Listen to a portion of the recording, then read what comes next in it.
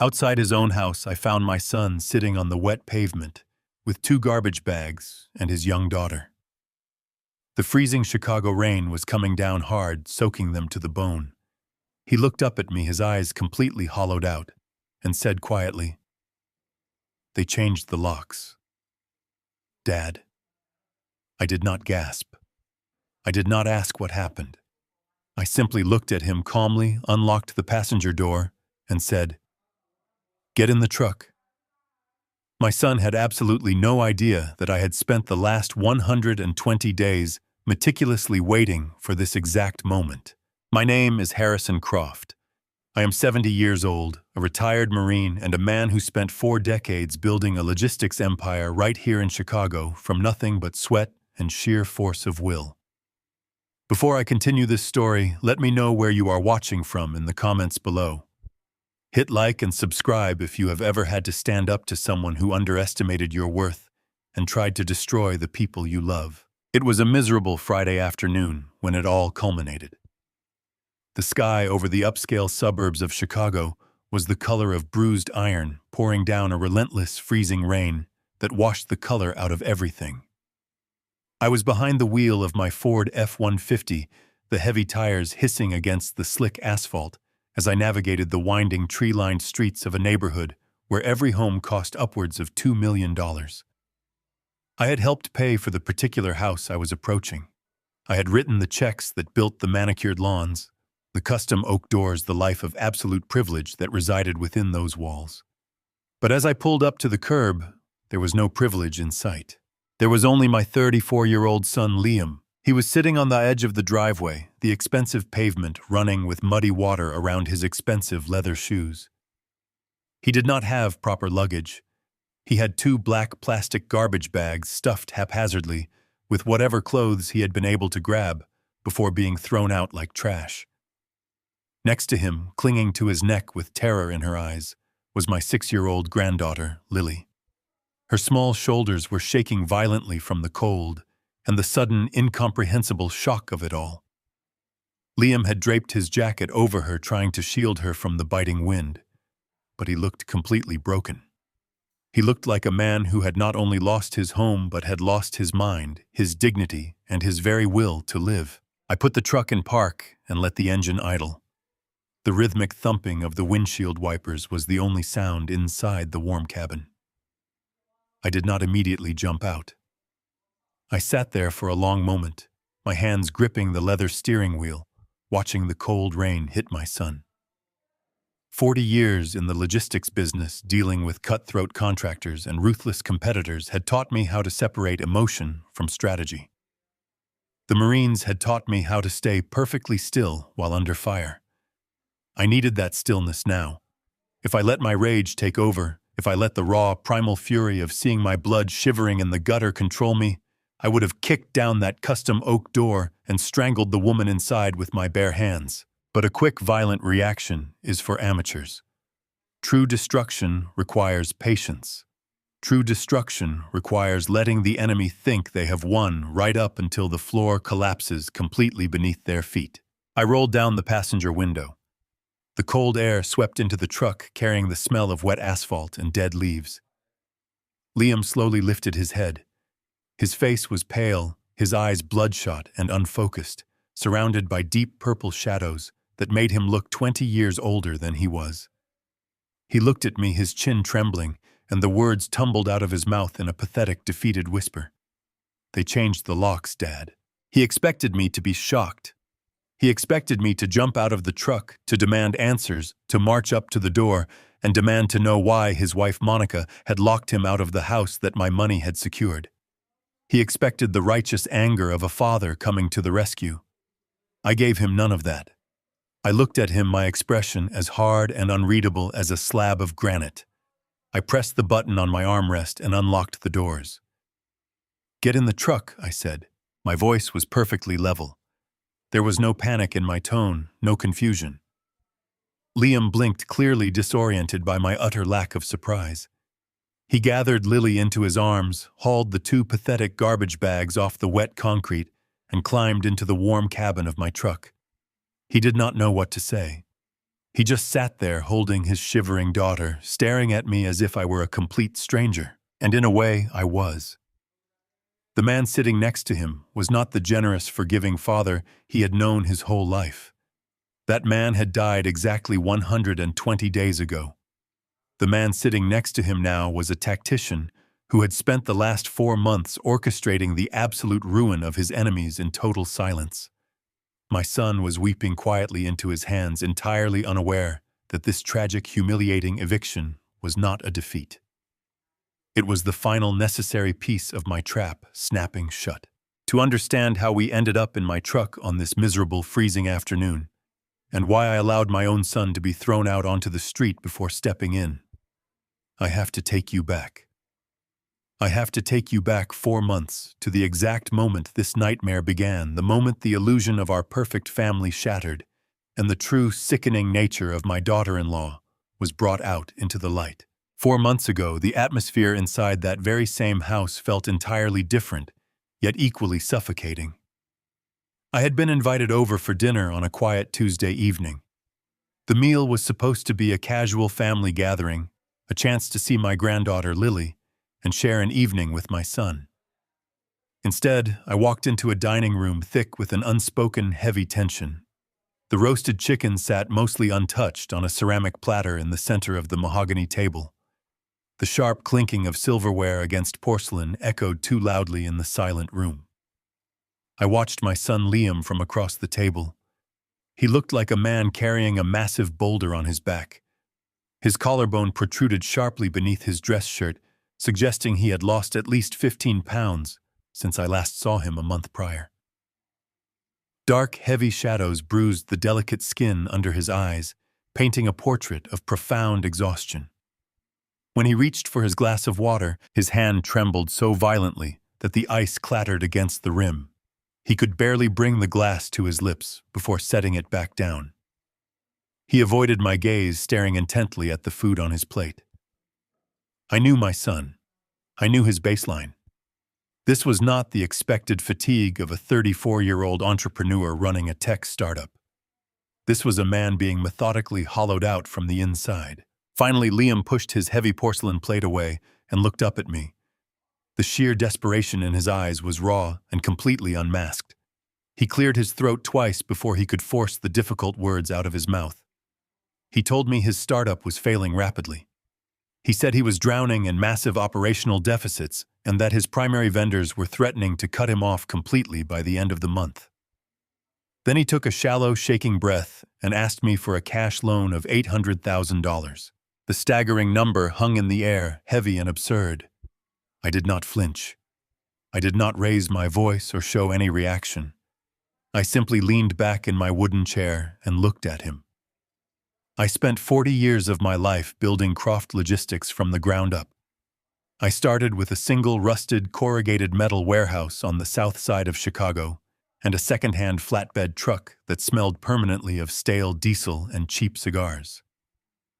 I built a massive empire with my own 2 hands, navigating through blood, sweat, and cutthroat negotiations with men who would smile warmly at you while trying to steal your wallet.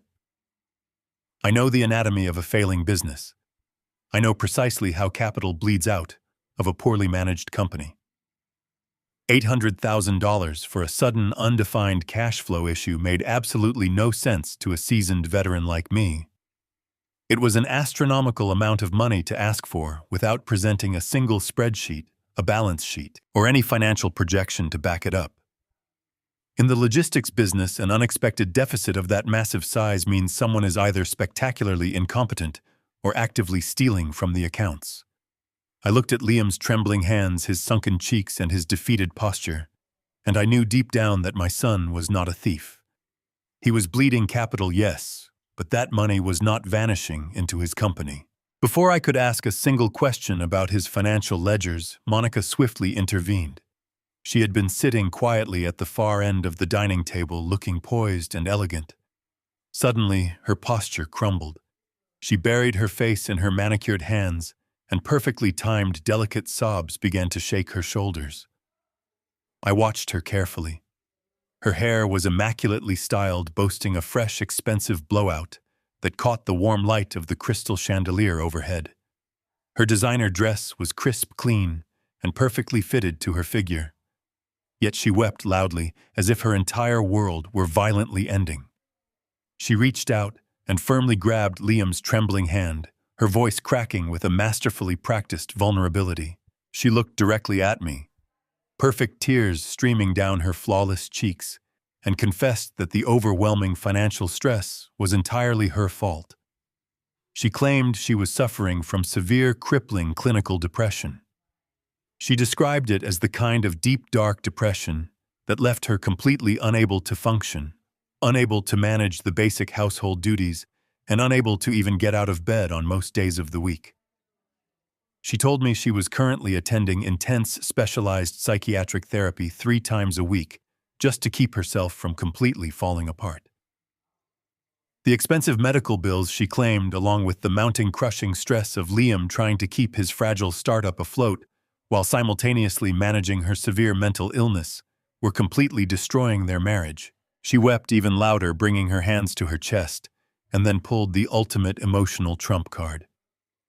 She told me that the toxic, stressful environment they were living in was actively ruining little Lily's childhood. She said my precious 6-year-old granddaughter was suffering deeply because her parents were drowning in endless debt and profound despair. Liam immediately wrapped his arm around Monica, pulling her close to his side. He looked at me with eyes so full of blind panic and desperate pleading that it literally made my stomach turn. He begged me to save his family.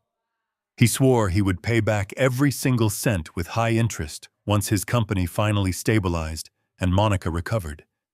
He said I was their absolute last hope, the only remaining barrier standing between them and total ruin. He buried his trembling face in his hands and openly wept at the dinner table. Seeing my own child broken and humiliated shattered my heart. I reached into my pocket, pulled out my checkbook, and slowly wrote the numbers he needed.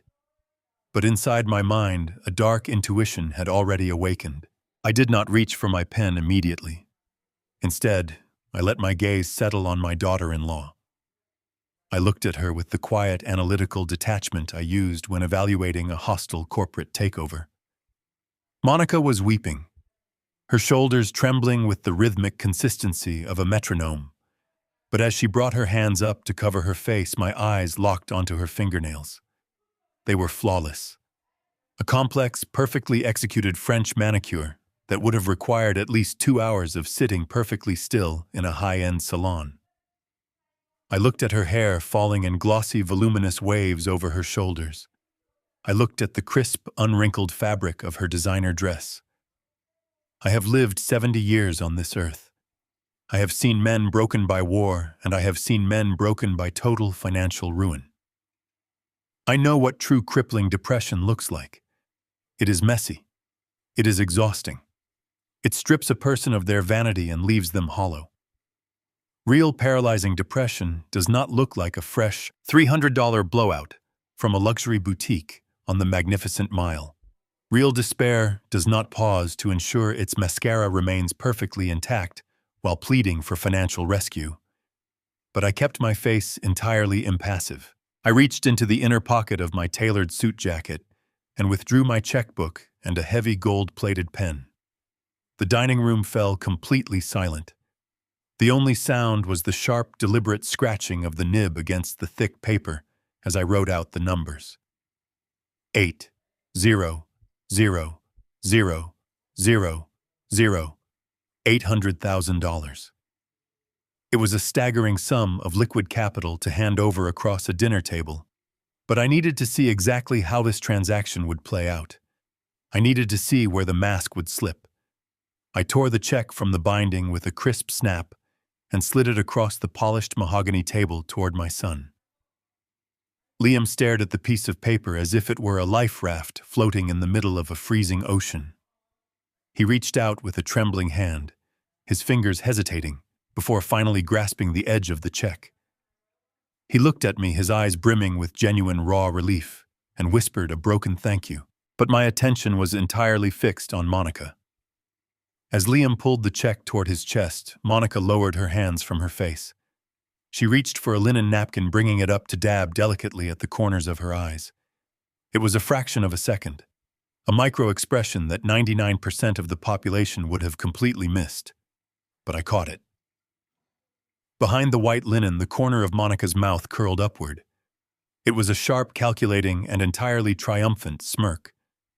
The weeping, devastated wife vanished for exactly 1 second, replaced by a predator who had just successfully cornered her prey. She lowered the napkin, her face instantly reassembling into a mask of tearful gratitude. She leaned across the table, placing her perfectly manicured hand over mine. She looked at me with wide, shining eyes and called me her absolute savior. She told me I had just rescued their family from total destruction. I did not pull my hand away. I simply nodded, matching her hollow performance with a polite, measured smile of my own. I told her that family must always look out for one another. I did not stay for dessert. I cited a sudden headache and politely excused myself from the house. Liam walked me to the front door, thanking me profusely, apologizing for his failures, and promising to make me proud again. I patted his thin, fragile shoulder, telling him to focus on getting his health back. As I walked out to my truck, the cold evening air hit my face, sharp and biting. I climbed into the driver's seat, started the engine, and pulled away from the curb. The heavy tires of my Ford rolled smoothly over the wet suburban streets, carrying me away from the toxic environment of that $2 million home. The rhythmic sweeping of the windshield wipers matched the ticking of my own mind. I drove back toward my condo in downtown Chicago in complete silence.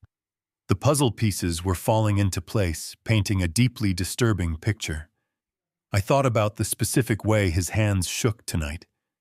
That was not the normal physical stress of a failing business. That was something far more sinister, something deeply physical that I could not yet fully understand. I also thought about the sheer speed at which the money was demanded. A legitimate business loan requires paperwork, wire transfers, and corporate tax documentation. But Monica had manipulated the situation perfectly, insisting on a personal check written directly to Liam, ensuring that she would maintain absolute control over all of the stolen funds. The math did not align. The symptoms did not match the disease. Liam was a smart, capable engineer, yet he was deteriorating physically and mentally at an alarming rate. Monica claimed to be bedridden with despair, yet she looked ready for a magazine photo shoot, harboring a victor's smirk behind a crying towel. My gut, forged by decades of trusting my instincts in life or death situations, was screaming at me. The $800,000 was not going to fix a struggling startup. It was not going to pay for psychiatric therapy. My son was not simply failing at business. He was being methodically and ruthlessly bled dry by a parasite living under his own roof. By handing over that massive check, I had just funded my enemies, but I had also bought myself the one thing I needed to destroy them. I had bought myself a target. The mourning period for the family I thought I had was over. As the glowing skyline of Chicago appeared in the distance through the rain, I tightened my grip on the steering wheel. The hunt had officially begun. A week later, the heavy rain had given way to a crisp, bright afternoon. The kind of day that felt entirely disconnected from the suffocating tension I had witnessed at my son's dining table. I had arranged to pick Lily up from her elementary school, telling Liam I wanted to give him a few hours of quiet to focus on stabilizing his company operations. He had thanked me with that same trembling voice, sounding even more exhausted than before. When I saw my granddaughter walking out of the red brick school building, her small backpack bouncing against her shoulders, a fierce protective instinct gripped my chest. She ran toward my truck, her face lighting up with a genuine joy that stood in stark contrast to the heavy shadows darkening her father's eyes. I lifted her into the cab, buckled her in securely, and promised her the biggest strawberry ice cream cone in the city. We drove to a quiet parlor a few miles away, a place with pastel walls and bright booths that seemed a million miles away from adult betrayals and financial ruin. We sat across from each other in a vinyl booth near the front window. Lily swung her legs happily, kicking her small sneakers back and forth as she focused entirely on her melting dessert.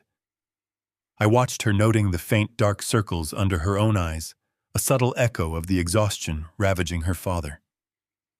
Children are sponges. They absorb the poison leaking into their homes, even when the adults believe they are hiding it well. I wiped a smudge of pink ice cream from her chin with a napkin, keeping my demeanor completely light and grandfatherly. I needed to test the waters to push gently against the narrative Monica had so flawlessly constructed at the dinner table. I took a slow sip of my black coffee and leaned forward, keeping my voice casual. I asked her if things were feeling any better at home. I told her I knew her mother had been feeling very sick lately, and I asked if the doctor she was seeing 3 times a week was helping her feel any happier. Lily stopped swinging her legs. She lowered her plastic spoon and looked down at her hands, suddenly appearing incredibly small and burdened. A shadow of hesitation crossed her face, the distinct look of a child who has been burdened with an adult secret. I did not push her. I simply waited in complete silence, projecting nothing but safety and calm. After a long moment, she looked up at me with large, serious eyes. She shook her head slowly. She told me her mother did not go to the doctor. The words hung in the quiet air of the ice cream parlor, heavy and sharp. I asked her what she meant, keeping my voice perfectly steady, making sure not to alarm her. Lily leaned in a little closer, lowering her voice to a conspiratorial whisper, as if she feared someone might be listening. She told me that on the days her mother was supposed to be at the clinic, a man she called Uncle Trent came to pick her up instead. She described him driving a very shiny black car. She said they would drive away for hours while Lily stayed with the babysitter. My heart went entirely still. I felt the familiar cold precision of my military training take over, shutting down the rising tide of absolute fury. I asked her who Uncle Trent was, maintaining my gentle smile, as if we were discussing a cartoon character. Lily shrugged her small shoulders, returning her attention to her melting ice cream. She said she did not really know him, only that he smelled strongly of expensive cologne and always gave her mother a very big hug when he arrived. Then she looked up at me again, her expression tightening with genuine fear. She bit her bottom lip and whispered the words that would ultimately seal her mother's fate. She told me her mother had made her promise never to tell Daddy about the black car or Uncle Trent. She said her mother warned her that if she told her father, he would get very angry and it would break his heart, and it would be all Lily's fault. The sheer, unadulterated cruelty of that manipulation hit me like a physical blow. Monica was not merely cheating on my son. She was weaponizing her own 6-year-old daughter to cover her tracks, forcing a child to carry the psychological weight of her mother's betrayal. She was holding a terrified little girl hostage with emotional blackmail, ensuring her silence through guilt and fear. I reached across the table and took Lily's small hand in mine.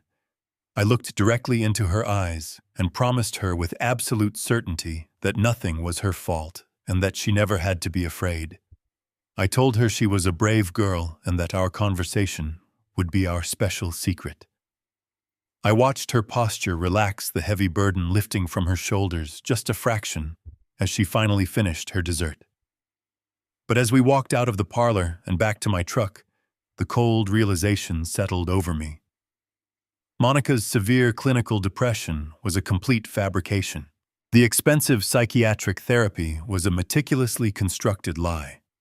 The $800,000 I had handed over to save my son's family was not paying for medical bills or business debts. It was funding a phantom named Trent. I buckled my granddaughter into her seat and closed the heavy door, staring at my reflection in the tinted glass. My son was being dismantled piece by piece, and the woman orchestrating his destruction was sleeping right next to him. I needed to gather incontrovertible proof before confronting Liam with the devastating reality. I could not risk a premature explosion that would allow her to hide her remaining assets or further manipulate him. The shadow war had silently commenced. I knew I needed immediate proximity to the enemy. A shadow war requires a secure foothold inside hostile territory. That same evening, I called Liam and proposed an early morning fishing trip for the following day, a Saturday. I told him we used to fish on Lake Michigan when he was a young boy, and the crisp morning air might do him some good. I suggested it would be easiest if I simply stayed in their guest room that night, allowing us to leave the house at dawn without waking Monica or Lily. Liam, desperate for any shred of normalcy and comfort, agreed immediately. When I arrived at their sprawling suburban home that night, the contrast between the pristine architecture and the rot inside was suffocating. Monica greeted me at the front door, wearing a plush cashmere robe, offering a weak, tragic smile that made me want to grit my teeth. She thanked me again for my unbelievable generosity, placing her hand gently on my forearm, playing the role of the fragile, rescued bird to absolute perfection. I played my part just as flawlessly. I squeezed her shoulder gently, offered words of reassuring comfort, and watched her retreat slowly up the grand staircase. Liam and I spent an hour in the living room packing tackle boxes and organizing our fishing gear, but his hands were still shaking violently, and his focus drifted constantly. I excused myself to the guest bedroom shortly after 10 o'clock, claiming the heavy exhaustion of an old man. I closed the heavy guest room door and locked it quietly. I did not undress. I did not crawl under the expensive, heavy duvet. I sat on the edge of the mattress in the dark, leaving the bedside lamp off. Decades in the competitive logistics business had taught me how to read the hidden rhythms of a massive warehouse floor, how to sense a subtle shift in the supply chain before the numbers ever hit paper. The Marine Corps had taught me how to sit in total darkness and wait patiently for the enemy to reveal their exact position. I possessed the absolute patience of a stone. I sat there as the normal noises of the house slowly faded into the deep, echoing silence of the wealthy suburbs. I heard the distant low hum of the central heating system kicking on and off. I heard the faint settling of the wooden floorboards. I waited for hours, completely still, listening to the massive house breathe around me. At exactly 2 a.m, an entirely different sound broke the quiet silence. It was not the natural settling of the house or the winter wind pushing against the thick glass windows. It was the distinct sharp sound of a heavy sliding glass door being unlatched and pushed open along its metal tracks, followed closely by the muffled murmur of a hushed, urgent voice. I stood up slowly, ensuring my heavy shoes made absolutely no sound against the polished hardwood floor. I eased the guest room door open, leaving it cracked just enough to slip my body through the narrow gap. The long hallway of the second floor was cast in deep, impenetrable shadows, illuminated only by the faint, silvery glow of the moon filtering through the high archway window at the far end. I moved with deliberate, practiced silence, stepping carefully on the reinforced edges of the floorboards to avoid any betraying creaks. As I neared the master suite, I noticed the heavy wooden door was slightly ajar. But the whispering voice was not coming from the bedroom itself. It was coming from the adjacent sitting room, which led directly out onto a private second-story balcony. I pressed my back tightly against the cool plaster of the hallway wall and inched closer to the opening. A harsh, acrid smell drifted through the stagnant air, hitting my nostrils instantly. It was cigarette smoke. Monica presented herself to the world as a health-conscious, pristine suburban mother who drank organic green juices and constantly complained about air quality. But right now she was standing outside in the freezing night air, pulling heavily on a cigarette. I peeked around the doorframe just enough to see her dark silhouette outlined perfectly against the pale moonlight. She was pacing back and forth on the balcony, her phone pressed against her ear. The fragile, weeping woman from the dining room was completely gone. Her posture was rigid, her movements confident. When she spoke, her voice lacked any trace of fake tears. It was a cold, calculating whisper dripping with unmasked contempt. "I do not care what he said," Monica hissed into the phone, taking a sharp drag of her cigarette. "The old fool handed over the check today. All 800,000. He wrote it right there at the dinner table without asking a single question." I stood perfectly still in the dark hallway, my breathing shallow. She paced to the edge of the metal railing. No, Trent, listen to me. She continued, her tone authoritative and demanding. We stick to the timeline. Do not rush this. You just need to tolerate that idiot Liam a little longer. He is completely falling apart, just like we planned. The pills are doing exactly what they are supposed to do. He can barely hold a glass of water, let alone manage his own company.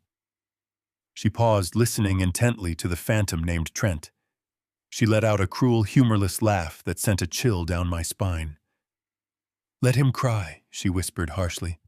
Once the trust is fully funded with the old man's money, we execute the paperwork. We transfer the deed, clean out the operational accounts, and cut him loose. He will have nothing left to fight with. Just stick to the plan. I slowly retreated back into the dark shadows, locking the guest bedroom door behind me. Monica was not just cheating on him. She was actively plotting a complete hostile takeover of my son's entire life. The unsettling lunch with my son left a bitter metallic taste in the back of my throat that no amount of black coffee could wash away. Liam was vanishing in front of my eyes, buried beneath exhaustion and manufactured stress.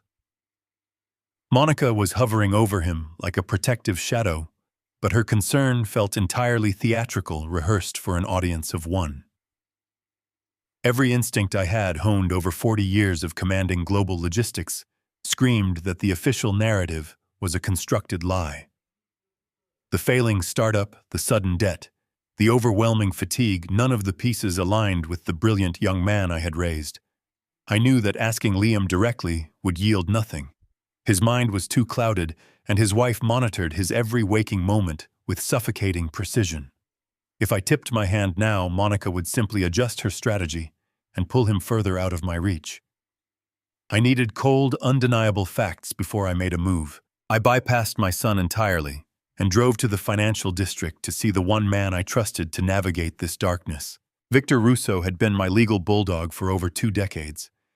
He was a ruthless, brilliant attorney who treated corporate litigation like a blood sport, and he had protected Croft Logistics from hostile takeovers and aggressive regulators. When I finally walked into his corner office, I did not bother with pleasantries. I dropped my coat on a leather chair and told him I needed a complete financial autopsy of my son's estate. I wanted every public record, every property deed, every lien, and every financial footprint attached to the house in Lincoln Park. Victor took one look at the grim expression on my face, pushed his other files aside, and immediately summoned his senior investigative paralegals into the room. I sat in absolute silence for 3 long hours, watching the rain beat against the floor-to-ceiling windows, while Victor's team dissected my son's financial existence.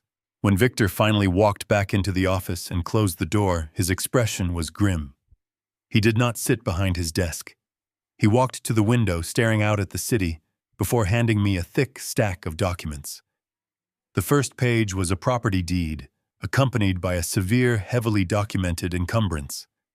Victor explained that the house in Lincoln Park, the home I had helped them purchase, was drowning in toxic debt. Monica had secretly taken out a massive second mortgage on the property just 4 months ago. I stared at the paper, my mind struggling to process the information. I told Victor that Liam would never approve such a reckless financial maneuver, especially while his logistics startup was already bleeding capital. Victor pointed a rigid finger at the second page in the stack. It was a power of attorney document granting Monica total unilateral control over all of Liam's personal and corporate financial assets. I examined the signature at the bottom of the page. It looked incredibly similar to my son's handwriting, mimicking the sharp angles and familiar loops. But a father knows his own blood. The pressure of the pen was entirely wrong, lacking the confident, fluid motion Liam always used. It was a masterclass in deception, a sophisticated forgery designed to bypass banking security protocols. Monica had systematically stripped her husband of all his financial autonomy without him knowing. She was leveraging his family home to the brink of foreclosure, extracting every available dollar of equity. But the true horror of her betrayal had not yet been revealed. I asked Victor about the $800,000 in capital I had personally wired to Liam's corporate account just weeks prior. That money was explicitly intended to stabilize his logistics company, pay his neglected vendors, and secure his payroll for the remainder of the fiscal year. Victor pulled a detailed financial flowchart from the bottom of the stack and spread it across the desk. He had traced the exact path of my wire transfer with surgical precision. The massive $800,000 had landed in Liam's corporate account, exactly as I had directed. However, less than 48 hours later, Monica had utilized her forged power of attorney to initiate a massive untraceable transfer. The stolen money never went to a single vendor. It simply never paid a single employee. The entire sum was aggressively funneled out of the country, moving through a rapid series of dummy accounts before coming to a permanent rest inside an offshore limited liability company registered in the Cayman Islands. My lifeline, the money I had sacrificed to save my son's dream, had been entirely stolen, washed and hidden away forever in a tax haven. I felt a murderous rage begin to freeze the very blood in my veins. I demanded to know the identity of the beneficiary. I needed a name attached to the offshore corporate veil. Victor tapped a final document, an intelligence brief his team had pulled from an encrypted registry. The limited liability company was not a blind trust, nor was it a secure holding account for Liam's future. It was solely registered to a man named Trent Lawson. I had never heard the name before, but Victor knew exactly who he was. Trent Lawson was an aggressive, predatory real estate broker operating on the fringes of the Chicago financial district. He was notorious within legal circles for seducing wealthy partners into terrible investments, bleeding their accounts dry, and leaving them to drown in bankruptcy while he quietly vanished with the capital. Monica was not just blindly stealing my son's money to fund a shopping habit. She was actively conspiring with a truly ruthless financial predator to systematically bankrupt my child. The terrifying reality of the situation crashed over me like an icy ocean wave. The exhaustion in Liam's eyes, the forged documents, and the stolen millions were all part of a synchronized execution. They were bleeding my son to death, and Trent Lawson was holding the knife. To orchestrate a highly convincing retreat, you must build a narrative your enemy wants to believe. Monica needed to believe I was an old, exhausted man, broken by my wife's passing and the crushing stress of watching my son's life unravel. I gave her exactly the cowardly retreat she desired. I summoned Liam and Monica to my Chicago condominium that Sunday evening. I told them to leave Lily with a babysitter, ensuring we could speak without interruptions. My residence was on the 42nd floor, boasting massive windows offering a panoramic view of the glittering skyline. I stood by the glass holding a tumbler of water, watching the city lights blur in the freezing rain. I deliberately slumped my shoulders. I needed to look like a man who had surrendered to the unrelenting weight of time. When Liam and Monica walked through my mahogany doors, the contrast between them was profoundly disturbing. Liam moved with an agonizing, sluggish rhythm, his eyes dull, his skin possessing a sickly, grayish pallor. He sank heavily into my leather sofa, looking as though he might fall asleep in his damp overcoat. Monica, however, was a vision of aggressive vitality. She wore a tailored charcoal blazer, her posture perfectly erect, her eyes darting around my living room like a hawk surveying a hunting ground. She sat beside Liam, resting a comforting hand on his knee, portraying the deeply concerned wife to absolute perfection. I sat down with a heavy sigh. I looked directly at Liam and delivered the lie with the precision of a seasoned actor. I told him I loved him deeply, but the intense stress was destroying my physical health. I confessed my blood pressure had reached dangerously high levels. I claimed my physician warned me that without immediately eliminating all external stress, I was at severe risk of a fatal cardiac event. I let the silence stretch, allowing the false medical diagnosis to settle. Then I dropped the anchor. I announced I had signed a lease at a retirement community in coastal Florida. I was leaving in exactly 2 days. I stated this retreat was mandatory and solitary. I was unplugging. I would turn off my phone, disconnect my emails, and ignore all business correspondence. I planned to spend the next 3 months playing golf and breathing ocean air in total isolation. Monica's reaction was a masterclass in psychological concealment. Her mouth fell open in breathless shock. She brought both hands to her face, eyes widening with concern for my failing health. She protested weakly, saying they would miss me terribly, asking who would help Liam if things got worse. But I was not watching her moving mouth. I was watching her eyes. Deep within her pupils, a cold flash of victory ignited. Her eyes gleamed with a predatory, triumphant joy so intense it was terrifying. The final roadblock standing between her and my son's total destruction had voluntarily eliminated himself from the board. She genuinely believed she now had a clear runway to finish her sinister scheme and cut Liam loose without interference. Liam, heavily sedated by whatever toxins she was secretly feeding him, simply nodded with a slow, heartbreaking resignation. He told me he understood. He told me I had worked tirelessly my entire life and truly deserved a peaceful rest. He promised he would manage the startup and his household without burdening me. Looking at my son, knowing I was deliberately leaving him in the clutches of a woman actively poisoning his mind and stealing his future, was the hardest thing I have ever done. Every parental instinct screamed at me to drag him out of that condo and lock Monica out forever. But I knew a premature rescue would only result in a messy legal battle where Monica would play the victim. I had to let the trap snap fully shut. 48 hours later, the theatrical performance reached its climax at O'Hare International Airport. I drove my Ford into the long-term parking garage, hauling a heavy suitcase out of the flatbed. Monica and Liam had insisted on following me to the terminal to see me off. We stood near the bustling security checkpoint beneath the harsh fluorescent lights. I hugged Lily tightly, kissing her head and promising to bring back a giant seashell. I embraced Liam, gripping his frail shoulder silently, promising I would fix everything very soon. Then I turned to Monica. She wrapped her arms around my neck, her floral perfume filling my senses. She whispered softly in my ear, telling me to enjoy the sunshine and not to worry. It was the embrace of a smiling assassin. I grabbed my suitcase, offered a final wave, and walked through the security checkpoint. I navigated the busy concourse until I reached my gate.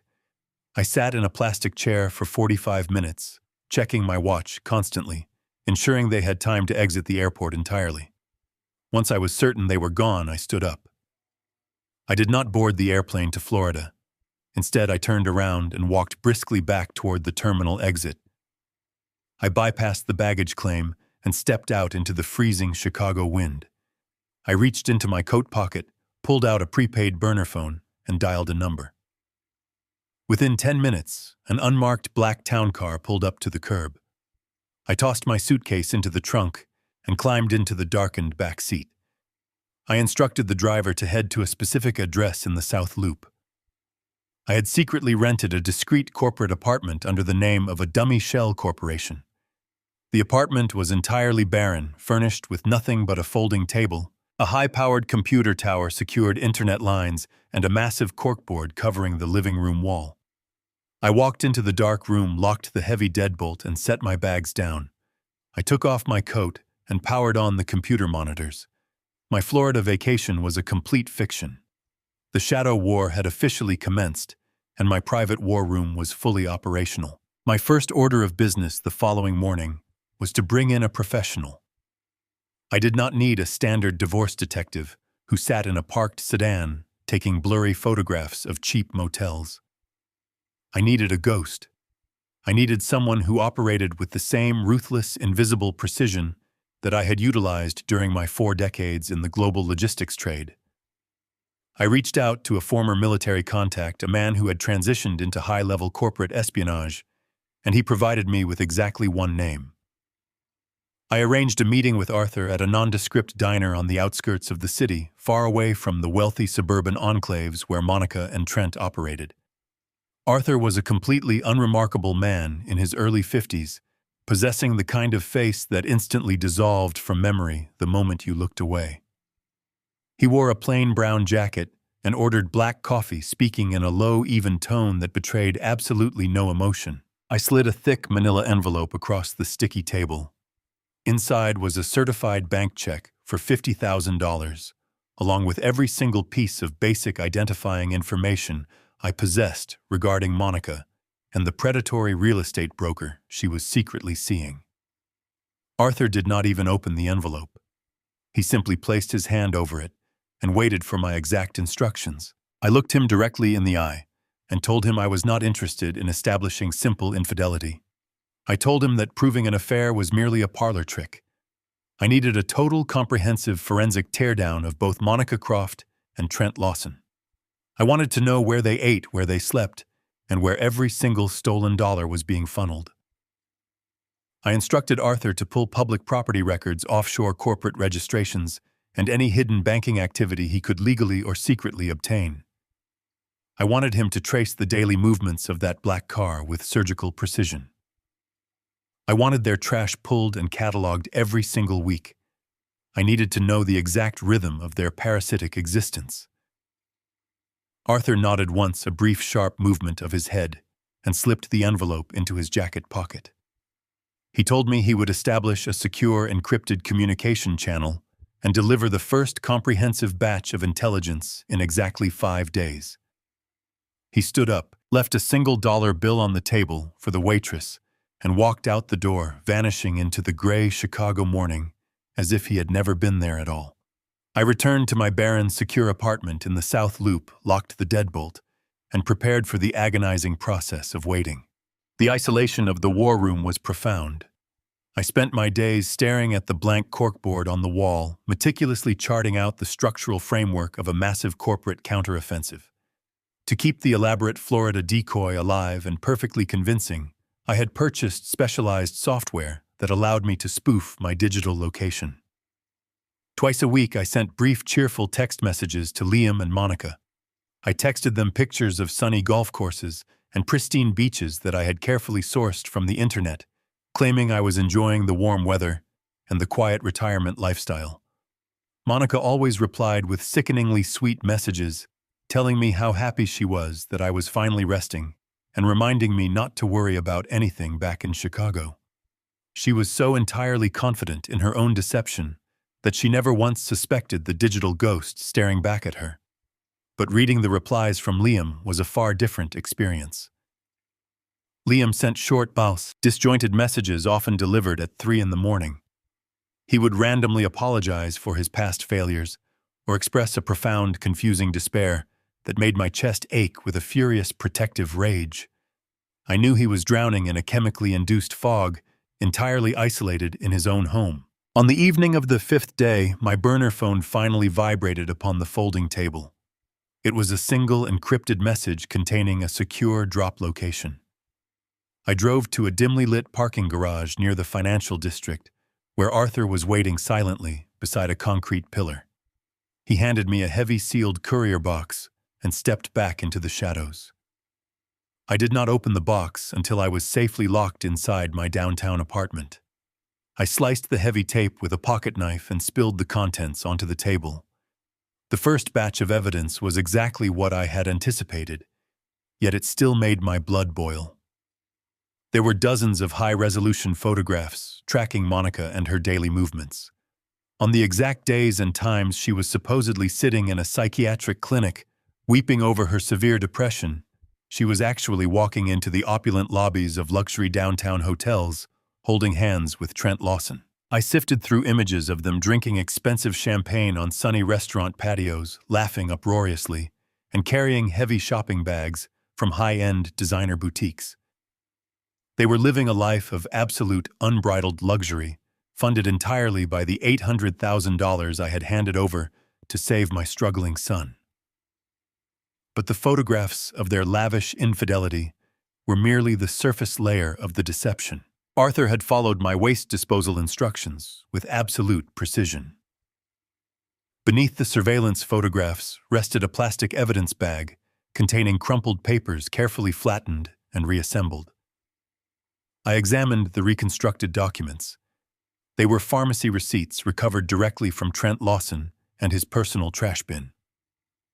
My eyes scanned the faded print. They were not for simple antidepressants. They were specific recurring prescriptions for extremely potent high-grade sedatives and heavy chemical tranquilizers. The prescriptions were not written under Monica or Trent as patients. They were obtained under a fabricated identity and purchased with untraceable cash. I stood frozen in the quiet apartment, gripping the wrinkled receipt. The suspicion I harbored was no longer a feeling. I held undeniable proof. The piece of paper in my hand was just a crumpled, stained pharmacy receipt, yet it possessed the weight of a loaded weapon.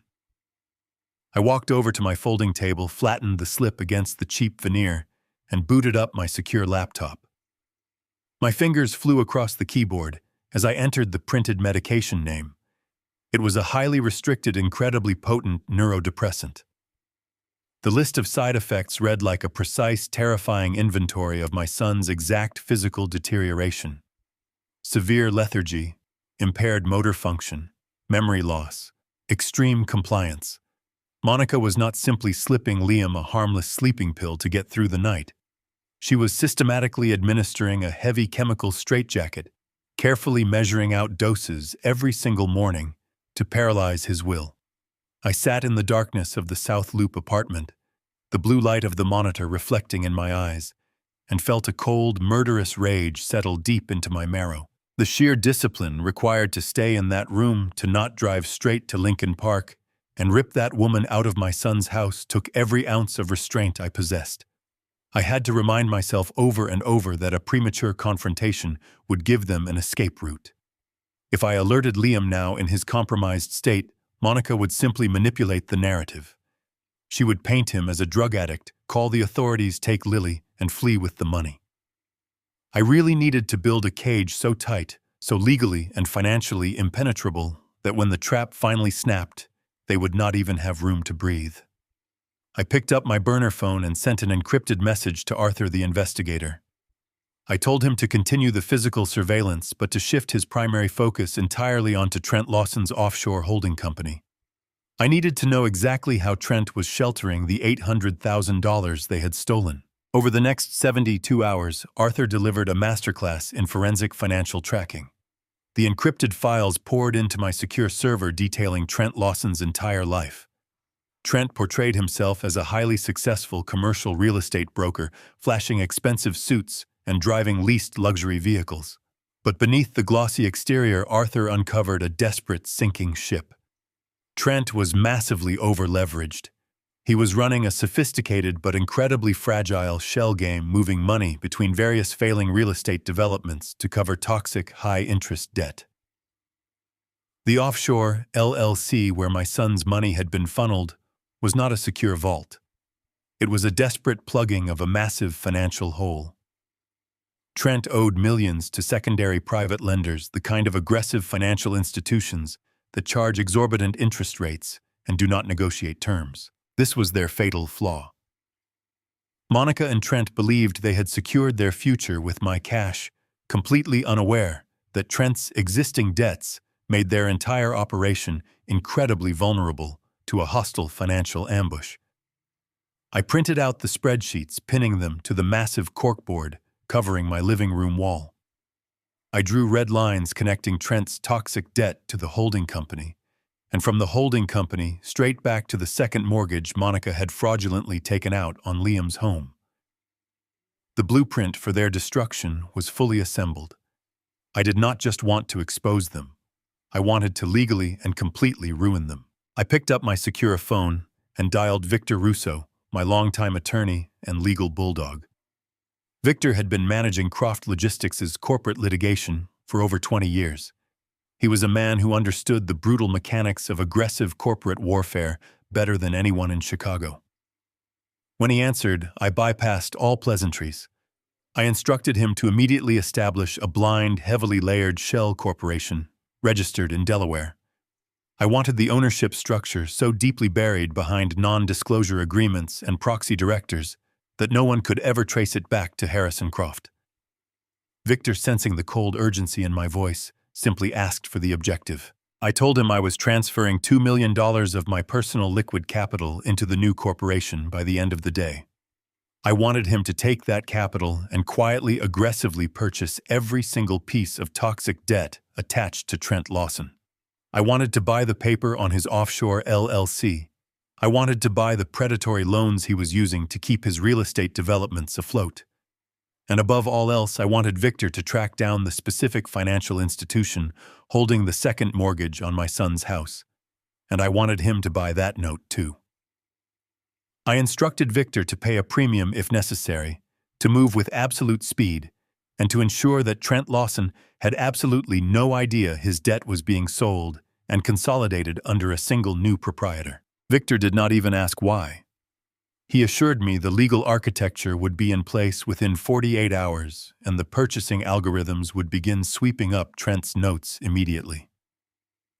I hung up the phone and stared at the sprawling web of red yarn on my corkboard. The satisfaction was cold and clinical. Monica and Trent were likely drinking expensive champagne, laughing at what they believed to be a clueless old man playing golf in Florida, confident in their wicked success.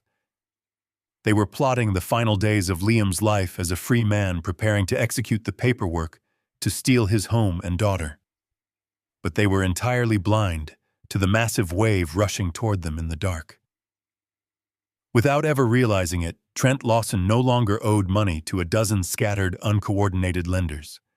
He and Monica now owed their entire stolen fraudulent fortune, their fake businesses, and the very roof over their heads to a faceless, ruthless corporate entity.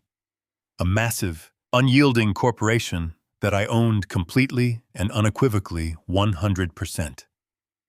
The stage was perfectly set, the trap fully armed, and the final endgame was rapidly approaching, with absolute devastating precision. The piece of paper in my hand was a crumpled pharmacy receipt, yet it possessed the weight of a loaded weapon. I walked to the folding table, flattened the slip against the cheap veneer, and booted up my secure laptop. I sat in the darkness of the South Loop apartment, the blue light of the monitor reflecting in my eyes, and felt a cold, murderous rage settle deeply into my marrow.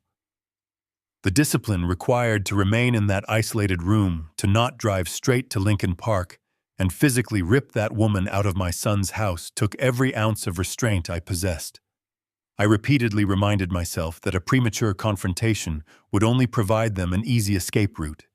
If I alerted Liam now, in his heavily compromised medical state, Monica would manipulate the entire narrative. She would paint him as a desperate drug addict, call the authorities, take Lily, and flee with his assets. I needed to build a cage so tight, so legally and financially impenetrable, that when the steel trap finally snapped shut, they would not have room to breathe. I picked up my phone and dialed the private number of Victor Russo. Victor was my attorney and legal bulldog managing my corporate litigation for over 20 years. He understood the unforgiving mechanics of aggressive corporate warfare far better than anyone else operating in Chicago. When he answered, I bypassed all pleasantries and demanded an immediate, strictly confidential meeting at his downtown office. I arrived at Victor's building an hour later, carrying a briefcase stuffed with the forensic financial intelligence Arthur had meticulously compiled. I bypassed his reception desk and walked straight into his corner office, locking the heavy oak door behind me. I spread the printed spreadsheets, banking records, and surveillance photographs across his expansive glass desk. Victor leaned forward, adjusting his reading glasses as he silently processed the magnitude of the betrayal. I instructed him to ignore the infidelity and focus entirely upon the offshore company registered to Trent Lawson. We spent the next 4 hours dissecting Trent's financial architecture layer by layer. What we found was a desperate sinking ship, heavily disguised as a luxury vessel. Trent portrayed himself as a highly successful commercial real estate broker, flashing tailored suits and driving expensive leased vehicles. However, beneath that glossy exterior, he was massively over-leveraged. He was running a sophisticated but fragile shell game, desperately moving stolen money between failing real estate developments just to cover toxic high-interest debt. The offshore holding company, where my son's stolen $800,000 had been funneled, was not a secure vault. It was a panicked temporary plug for a massive financial hole. Trent currently owed millions to secondary private lenders, the kind of aggressive financial institutions that charge exorbitant interest rates and refuse to negotiate terms. This was their fatal flaw. Monica and Trent foolishly believed they had secured their glamorous future with my cash, unaware that Trent's existing toxic debts made their entire operation vulnerable to a hostile financial ambush. I pointed to a cluster of high-interest loans on the spreadsheet, drawing a direct connection from Trent's toxic debt to the holding company, and from the holding company straight back to the fraudulent second mortgage Monica had taken out on my son's house. The perfect blueprint for their absolute destruction was fully assembled on the glass desk. I looked Victor directly in the eye and delivered my instructions. I commanded him to establish a blind, heavily layered shell corporation registered in Delaware. I wanted the ownership structure so deeply buried behind non-disclosure agreements, dummy accounts, and proxy directors that no one could trace the entity back to me. Victor nodded, pulling a fresh legal pad toward him, sensing the cold urgency in my voice. I told him I was transferring $2 million of my personal liquid capital into the newly formed corporation by the end of the day. I wanted him to take that capital and quietly, aggressively purchase every piece of toxic debt attached to Trent Lawson. I wanted to buy the paper on his offshore limited liability company. I wanted to purchase the predatory commercial loans he was using to keep his failing real estate developments afloat. Above all else, I instructed Victor to track down the specific financial institution holding the second mortgage on my son's house, and I wanted him to purchase that exact note. I commanded Victor to pay a premium if necessary to move with terrifying speed, and to ensure that Trent Lawson had no idea his massive debt was being quietly sold and aggressively consolidated under a single new proprietor. Victor did not bother asking why. He assured me the legal architecture would be in place within 48 hours, and his purchasing algorithms would begin sweeping up Trent's specific notes immediately. I thanked him, shook his hand, and walked out of the office building, stepping back into the freezing Chicago wind. As I drove back toward my apartment, the satisfaction settling within my chest was cold, clinical, and profound. Monica and Trent were undoubtedly spending this very evening drinking expensive champagne, laughing at what they believed to be a clueless old man playing golf in sunny Florida, feeling supremely confident in their success. They were eagerly plotting the final days of Liam's life as a free man, preparing to formally execute the paperwork to brutally steal his home and his daughter. However, they were entirely blind to the massive, devastating wave rushing toward them in the dark. Without realizing it, Trent Lawson no longer owed his desperate money to a dozen scattered, uncoordinated, and forgiving lenders. He and Monica now owed their entire stolen, fraudulent fortune, their fake businesses, and the very roof over their heads to a faceless, ruthless corporate entity. It was a massive, unyielding corporation that I owned completely and unequivocally 100%. The stage was perfectly set. The trap was fully armed, and their financial ruin was imminent. The stage was perfectly set, the trap was fully armed, and their financial ruin was imminent. Yet destroying Trent Lawson financially was only one half of the complex equation. I needed absolute, undeniable proof of the physical harm being maliciously inflicted upon my son. The redacted pharmacy receipt recovered from Trent's garbage was a terrifying indicator, but it was not definitive evidence of administration. I needed to bridge the gap between the covert purchase of those heavy chemical tranquilizers and the sluggish, gray-faced man I had shared a stake with just days ago. I picked up my encrypted phone and sent a highly specific directive to Arthur. I told him to temporarily abandon the surveillance on Trent's downtown office building and pivot his entire focus to my son's suburban estate. I needed him to intercept the household waste before the municipal sanitation trucks arrived at dawn. Arthur executed the operation with the flawless precision of a seasoned phantom. 2 days later, just before sunrise, another heavy courier box was delivered to the secure drop location in the financial district. I brought it back to my fortified apartment, slicing through the tape with a cold, steady hand. Inside, carefully sealed in thick plastic evidence bags, were the remnants of Liam's daily morning routine. There were damp coffee filters clinging to wet grounds, empty protein shake bottles that Monica meticulously prepared for him every single day, and the crushed cardboard boxes of his daily nutritional supplements. I had instructed Arthur to secure a private expedited toxicology screening through a discreet independent laboratory he implicitly trusted. The official lab report sat at the very bottom of the box, bound in a plain manila folder. I poured myself a glass of cold water, took a slow, deep breath to steady my racing heart, and opened the thick file. The laboratory results were printed in stark, clinical black and white, but the horrific reality they represented was a waking nightmare. The organic remnants scraped from Liam's coffee grounds and the thick residue clinging to the inside of his protein shake bottles tested overwhelmingly positive for a massive concentrated presence of the exact same high-grade neurodepressant listed on Trent's pharmacy receipt.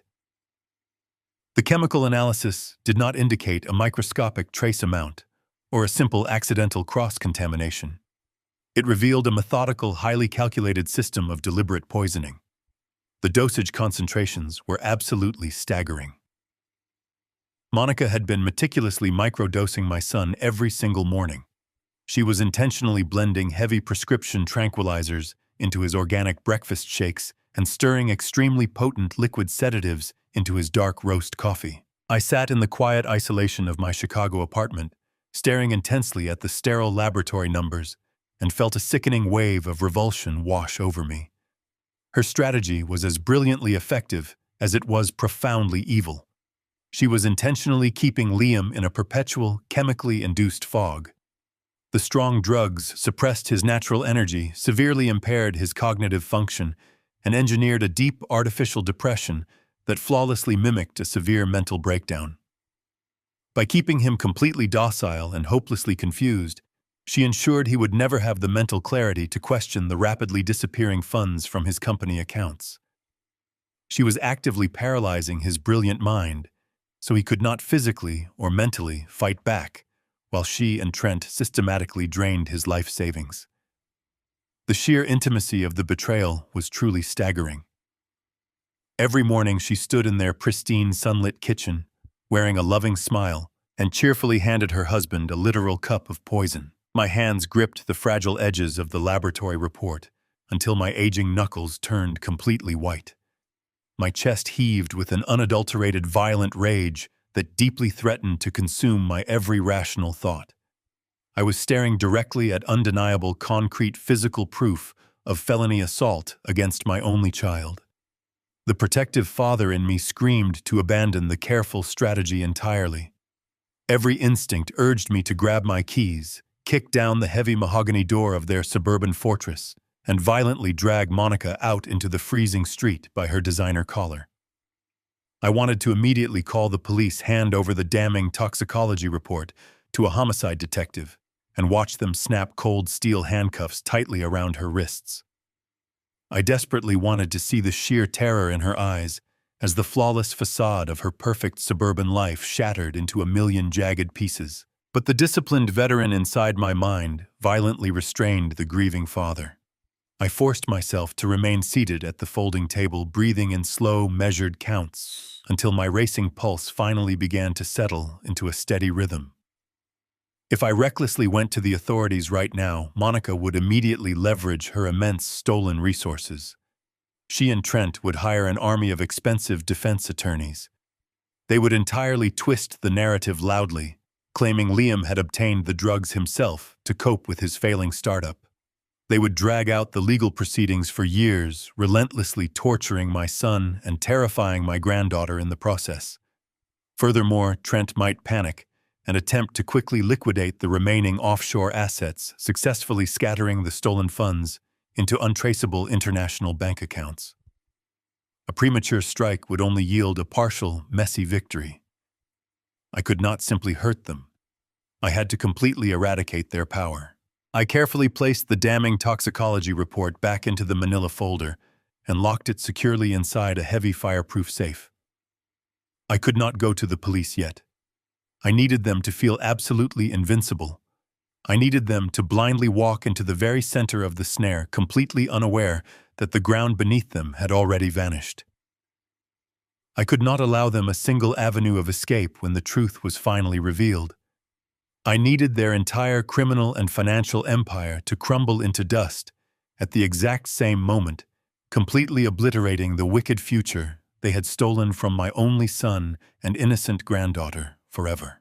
The agonizing wait for the financial trap to fully arm itself was interrupted the following morning. The sun had barely crested the waters of Lake Michigan when my secure phone illuminated the dark apartment. It was Victor. He did not bother with greetings. He told me to open the encrypted portal on my computer.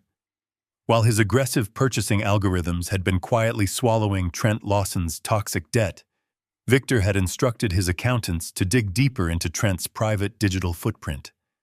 They had bypassed standard public records, infiltrating a secured cloud server utilized by Trent's corrupt legal team. What Victor uncovered inside that hidden server was the final devastating piece of their puzzle. It was a complete, meticulously drafted collection of unfiled legal paperwork waiting only for a set of signatures.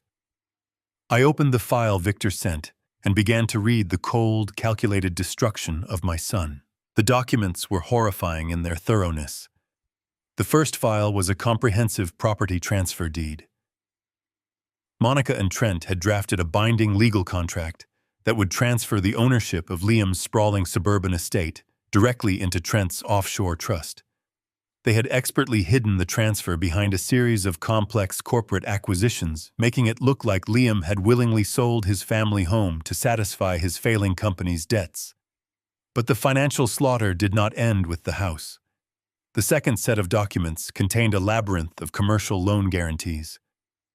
Monica, wielding the fraudulent power of attorney she had secretly established, was preparing to legally anchor all of Trent's failing real estate liabilities directly to Liam's name.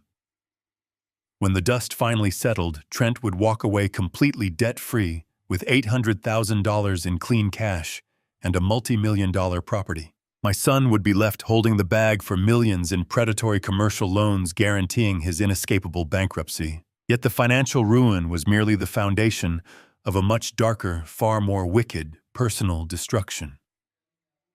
As I scrolled through the final batch of intercepted documents, the true depths of Monica's malice were finally revealed.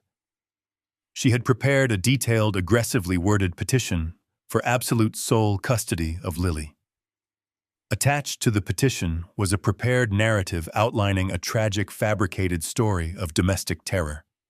The petition falsely claimed that Liam had buckled under the immense pressure of his logistics startup and had turned to heavy, illicit narcotics.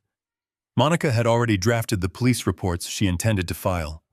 She had written out the exact script she planned to deliver to Child Protective Services.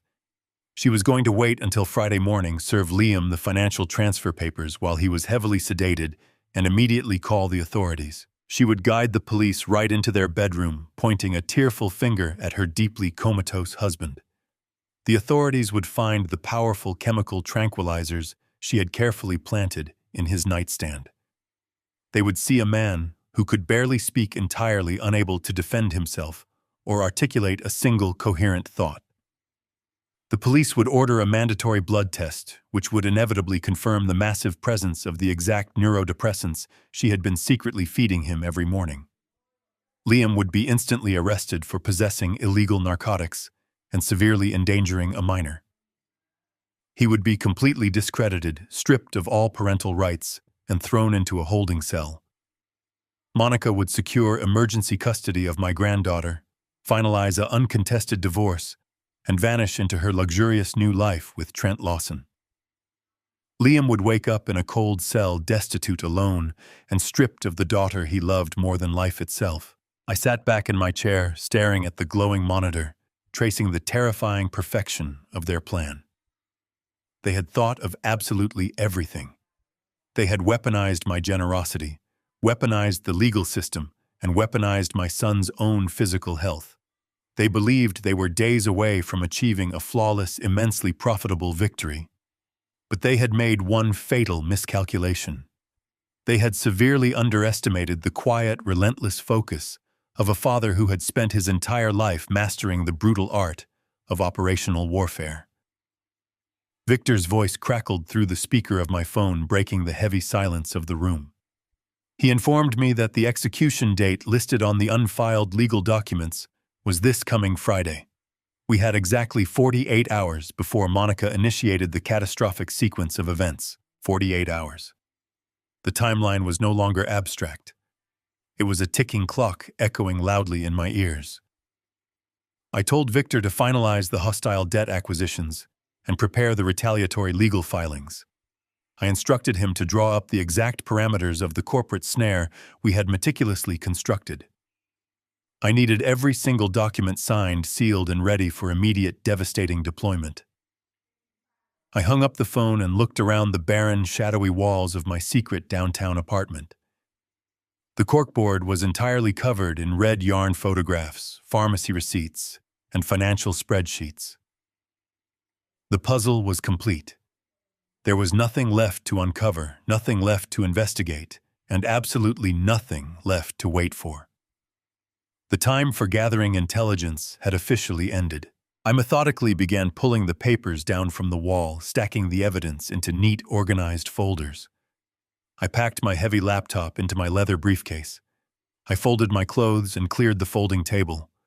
I dismantled the digital spoofing software that had successfully convinced my enemies I was playing golf on a distant Florida coast. I wiped the apartment completely clean, leaving no trace of the war room that had served as my silent command center. I slipped my coat over my shoulders and picked up my briefcase. I walked out of the apartment and locked the heavy door behind me, stepping into the dimly lit hallway. The old exhausted grandfather they thought they had easily discarded was gone forever. I walked out into the freezing Chicago morning with a heart made of ice. It was finally time to go hunting. Friday morning arrived with a heavy gray sky hanging low over the Chicago skyline. The freezing wind battered against the thick glass of my downtown apartment, mirroring the violent storm brewing inside my chest. I sat perfectly still in the center of the dark living room. The corkboard was empty, the walls stripped bare of the elaborate webbing of red yarn and surveillance photographs. My heavy leather briefcase rested on the floor beside my boots, packed and ready for the final execution. Yet I lingered for just a few moments longer, sitting at the folding table with only two distinct items remaining before me. On my left rested the thick laboratory report, bound in the plain manila folder. It was the undeniable, horrific toxicology profile proving that Monica Croft was systematically poisoning my only child with heavy prescription tranquilizers. On my right rested a pristine stack of thick legal parchment. It was the heavily stamped, officially registered deed to my son's sprawling suburban estate. The property no longer belonged to Liam, and it certainly was never going to belong to Trent Lawson's offshore trust. It was now fully legally and unequivocally owned by the blind Delaware Shell Corporation that I controlled with absolute authority. I stared at the two contrasting documents, feeling the immense gravity of the impending collision. One represented the profound depths of human greed and marital betrayal. The other represented the brutal, unyielding mechanics of corporate retribution. Together they formed the ultimate weapon of my counteroffensive. I slowly reached across the cheap veneer of the folding table and picked up my encrypted burner phone. The screen cast a pale, cold blue glow against my weathered hands. I dialed Victor Russo's private number, listening to the rhythmic ringing as the digital connection secured itself. Victor answered on the second ring, his voice sharp, alert, and entirely devoid of morning grogginess. He knew exactly what day it was, and he knew exactly what was required. I did not offer a greeting. I stared at the dark, empty corners of my temporary war room and delivered the final authorization. I instructed Victor to immediately contact his highest-level liaisons at the Federal Bureau of Investigation within their dedicated Financial Crimes Division. I told him to explicitly inform them that the elaborate money laundering trap we had meticulously constructed was now fully funded, completely operational, and entirely ready to snap shut on Trent Lawson. I directed Victor to hand over the complete portfolio of Trent's toxic, fraudulent debts, exposing the precise offshore mechanics he was using to hide his stolen assets and float his dying real estate empire. I wanted the federal agents to understand that Trent Lawson was no longer just a failing commercial broker moving illicit funds. He was a desperate man committing massive wire fraud, and the evidence was perfectly gift-wrapped for an immediate federal indictment. Victor listened carefully, confirming the precise sequence of the legal and federal deployment. He assured me that the massive corporate guillotine we had built would drop simultaneously across all of Trent's financial holdings the moment the clock struck noon. Trent's bank accounts would be instantly frozen, his proxy companies would be seized by federal authorities, and his predatory lenders would be notified of his total insolvency. Victor promised me that by the time Trent sat down for his expensive afternoon lunch, he would be a legally ruined, entirely bankrupt fugitive staring down the barrel of a multi-million-dollar federal investigation. I thanked Victor for his flawless execution, terminated the encrypted call, and permanently powered down the burner phone. I picked up the toxicology report and the property deed, sliding them carefully into the secure compartments of my leather briefcase. The metallic click of the brass locks echoed loudly in the silent, empty apartment. I stood up, smoothed the lapels of my dark wool overcoat, and grabbed my car keys from the kitchen counter. I walked out of the apartment, locking the heavy deadbolt behind me, and took the elevator down to the subterranean parking garage. The drive from the South Loop out to the wealthy, manicured enclaves of Lincoln Park felt like a slow, deliberate march toward a long-awaited battlefield. The gray morning traffic was thick and sluggish, but my mind remained incredibly sharp, processing the precise tactical parameters of the impending confrontation. As I navigated the winding suburban streets, the sky finally broke open. Freezing rain began to fall, washing over the expensive cars and pristine lawns of the neighborhood. The rhythmic thumping of my windshield wipers provided a steady soundtrack to my approach. I turned onto Liam's quiet, tree-lined street, slowing my vehicle as I neared the massive stone pillars of his estate. I pulled my car tightly against the curb, parking just behind a thick row of towering oak trees that perfectly obscured my position.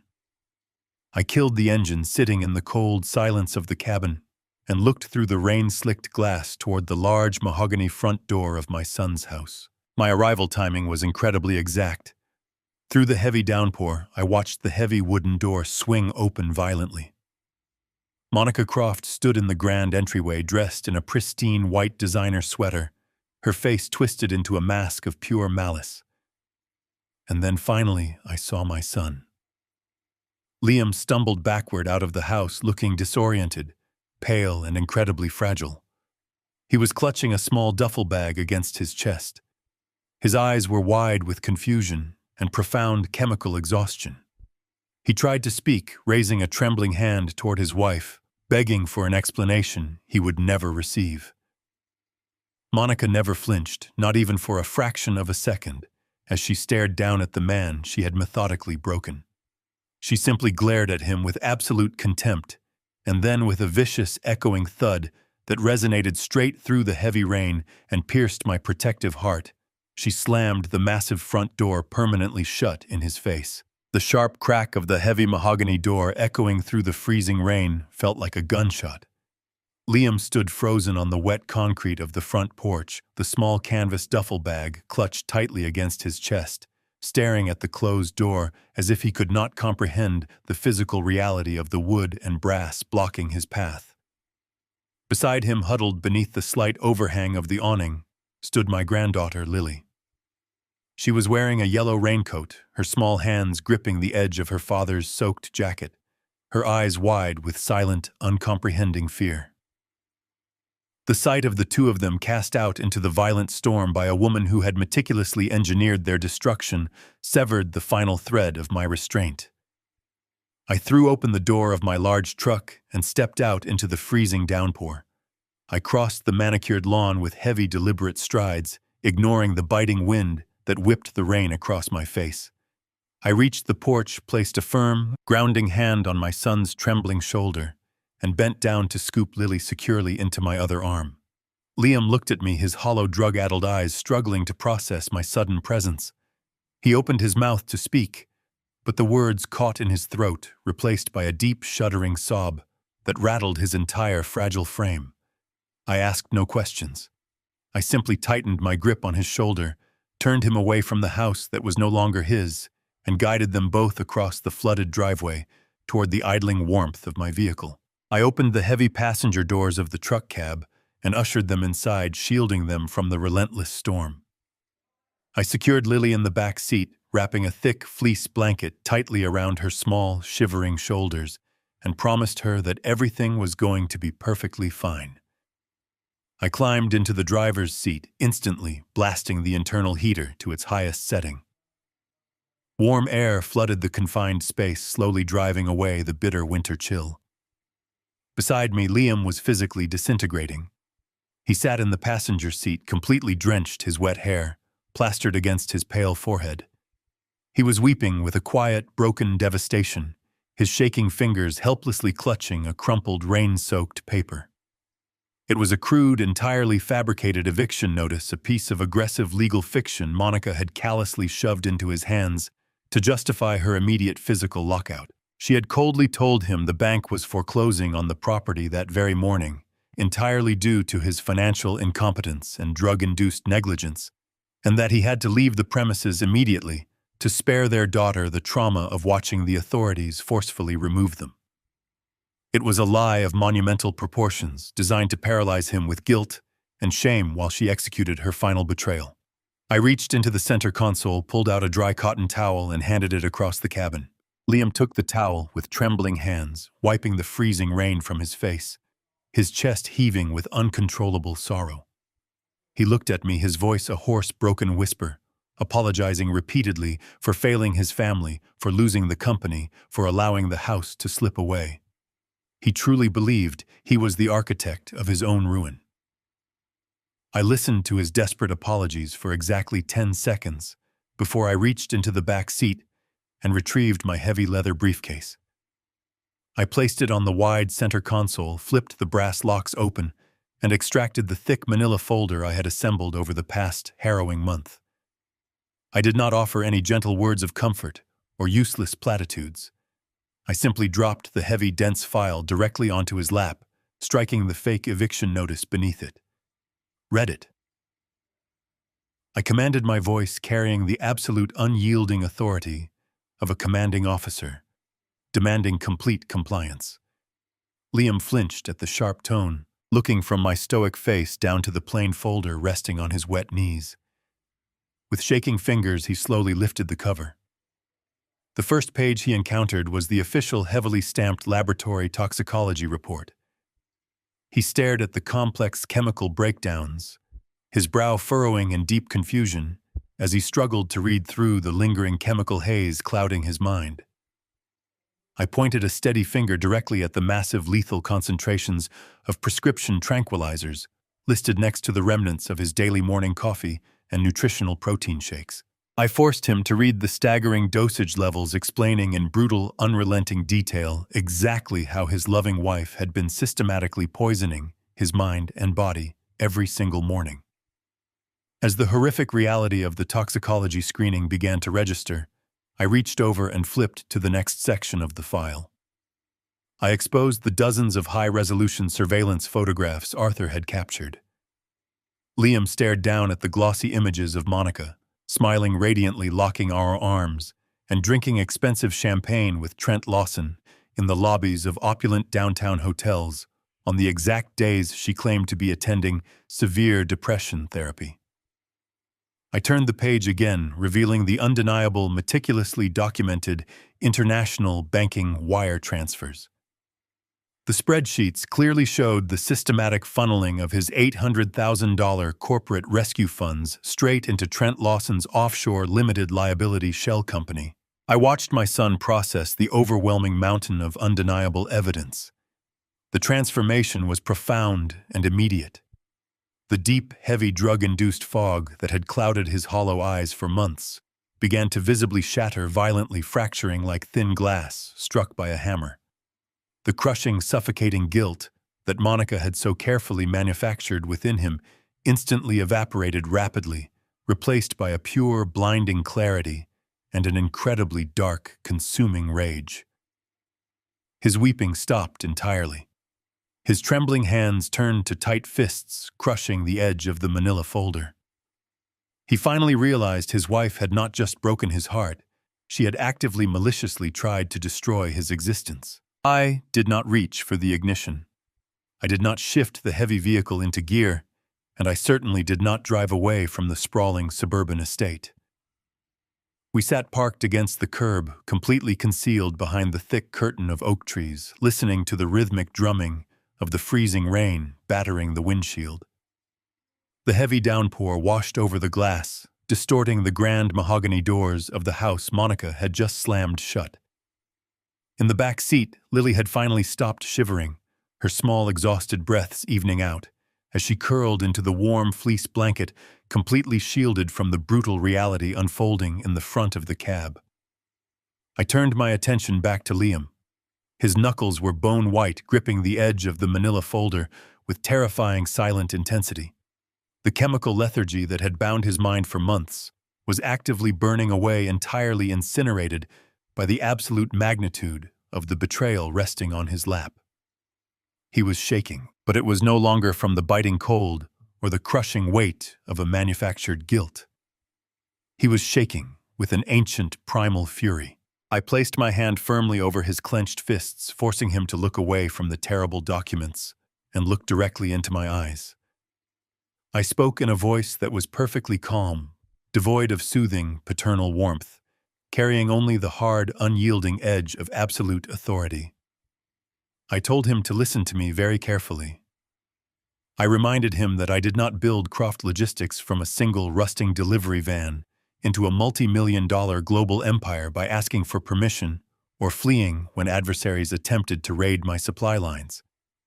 I survived 4 brutal decades in one of the most unforgiving cutthroat industries on the planet by adhering to a very simple, undeniable principle.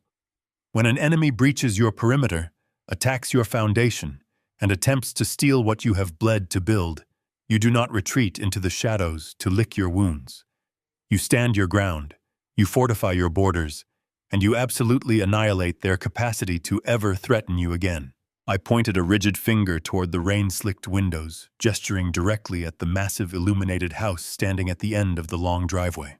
I told Liam that the woman sitting comfortably inside that warm, pristine kitchen was not his loving wife. She was a hostile, deeply entrenched corporate raider who had infiltrated his life, compromised his physical health, and initiated a hostile takeover of his entire existence. She had looked at his generous heart and his trusting nature and calculated that he was nothing more than an easy, profitable mark. Monica and Trent Lawson had spent the last 8 months treating him like a pathetic, helpless victim. They had poisoned his morning coffee, drained his hard-earned corporate accounts, and drafted legal paperwork to forcefully tear his daughter from his arms. They firmly believed that they had won the war without ever having to fire a single audible shot. They were currently celebrating their flawless victory, assuming he was wandering the freezing streets, completely broken, chemically sedated, and utterly incapable of mounting a defense. I leaned closer, ensuring my words penetrated the remaining remnants of his drug-induced fog. I told my son that he was going to prove them violently, catastrophically wrong. I told him that the weak, compliant man Monica had manufactured with heavy prescription tranquilizers died the exact second that heavy front door slammed shut. I reminded him that he was a Croft raised by a man who had faced down union strikes, corporate espionage, and hostile takeovers without ever taking a single step backward. The blood running through his veins was forged in absolute resilience. He was a builder, a creator, and a protector, and it was time he finally started acting like one. I glanced down at the illuminated digital clock glowing softly on the dashboard console. I gave him a rigid, unwavering ultimatum. I told Liam he had exactly 2 minutes to mourn his dead marriage. 2 minutes to grieve the woman he thought he loved, to process the ultimate betrayal, and to banish the lingering sorrow from his heart forever. After those 120 seconds expired, the mourning period was permanently concluded. He needed to leave the devastated, heartbroken husband inside the truck. When he walked back through that torrential rain and stepped onto that porch, he was going to enter that house as a highly trained operative executing a flawless corporate execution. The silence that followed inside the heated cabin was incredibly heavy, punctuated only by the steady, rhythmic drumming of the storm outside. I watched the digital numbers shift on the dashboard. 1 minute passed. Liam closed his eyes, taking a long, shuddering breath that seemed to pull all the available oxygen from the confined space. His chest rose and fell in slow, measured counts, exactly as I had taught him when he was a frightened child facing insurmountable obstacles. The deep, agonizing sorrow that had haunted his hollow features slowly began to drain away, replaced by an expression of cold, terrifying resolve. The second minute ticked by, vanishing into the past. Liam opened his eyes. The drug-induced confusion was completely gone, eradicated by the pure, unadulterated clarity of a man who finally understood his true enemy. He slowly closed the thick manila folder, resting his hands flat against the stiff cardboard cover. He reached up, wiping the remaining rainwater and tears from his face with the back of his sleeve. He sat up straight, pulling his shoulders back, and methodically adjusted the collar of his soaking wet jacket. With a sharp metallic click that echoed loudly in the quiet truck, he unbuckled his seatbelt. He looked at me, his eyes burning with a fierce, absolute determination. "Let us go, Dad." We pushed the heavy doors open and stepped out together, walking up the flooded driveway straight through the freezing rain. The freezing rain soaked through our clothes within seconds, but neither Liam nor I broke our stride. We marched up the slick asphalt of the long driveway, the relentless storm drowning out the sound of our heavy footsteps. The massive suburban estate loomed ahead of us, its large windows glowing with warm golden light against the dark, violent sky. I reached into the deep pocket of my wool overcoat and retrieved the heavy brass master key I had kept since the day I helped them purchase this property. I did not bother ringing the ornate doorbell. I did not bother knocking. I smoothly inserted the key into the heavy deadbolt, turned the metal cylinder with a sharp click, and pushed the grand mahogany door open. The contrast between the freezing storm outside and the immaculate warmth of the house was jarring. Soft, elegant jazz music floated through the hallway, mingling with the rich scent of expensive, scented candles. We stepped onto the polished hardwood floor, our soaking boots leaving dark, muddy puddles in our wake. I pushed the front door shut behind us, locking out the roaring wind and the pouring rain. Liam stood beside me, his jaw set in a rigid line, his eyes scanning the familiar surroundings of a home that had been turned into a hostile fortress. We walked shoulder to shoulder down the wide corridor, moving with the silent, predatory grace of a unified front, heading straight toward the sound of clinking glass and joyous laughter echoing from the expansive living room. We rounded the corner and stepped into the sprawling, open concept space. Monica and Trent Lawson were standing near the massive marble kitchen island. They were a picture of absolute sickening triumph. Trent was wearing a sharply tailored navy blue suit, his collar unbuttoned, holding a bottle of vintage $500 champagne. He was in the process of pouring the sparkling liquid into a delicate crystal flute held by Monica. She was wearing her pristine white designer sweater, her face flushed with the victorious thrill of her successful cruelty. They were toasting to their fraudulent fortune, to the flawless execution of their parasitic plan, completely oblivious to the fact that the dead man they were celebrating had just walked back into the room. Monica lifted her glass to take a sip, her eyes casually drifting toward the hallway entrance. She saw Liam first, and then her gaze snapped to me. The color instantly drained from her perfectly manicured face, leaving her looking like a pale, terrified ghost. Her fingers went entirely slack. The delicate crystal flute slipped from her grasp, plummeting toward the floor and shattering into 100 glittering pieces against the expensive hardwood tiles. The expensive champagne splashed across the pristine white rug pooling at her feet.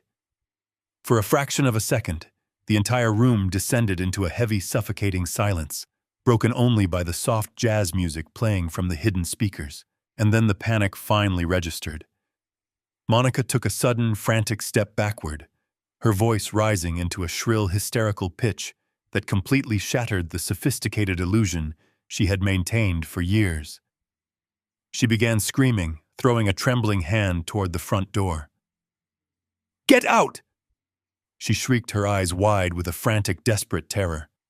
She pointed a manicured finger directly at Liam, her voice cracking with forced authority. I legally evicted him this morning. The bank took the house. You have absolutely no right to be here. I am calling the police right now for criminal trespassing. She scrambled backward, her hands desperately searching the marble countertop for her mobile phone, her entire body shaking with the sudden, violent realization that her perfect narrative was rapidly falling apart. Trent Lawson quickly set the heavy champagne bottle down on the island, his features hardening into a mask of aggressive, arrogant bravado. He puffed out his chest, stepping squarely in front of Monica, in a pathetic attempt to physically shield her and assert his dominance over the situation.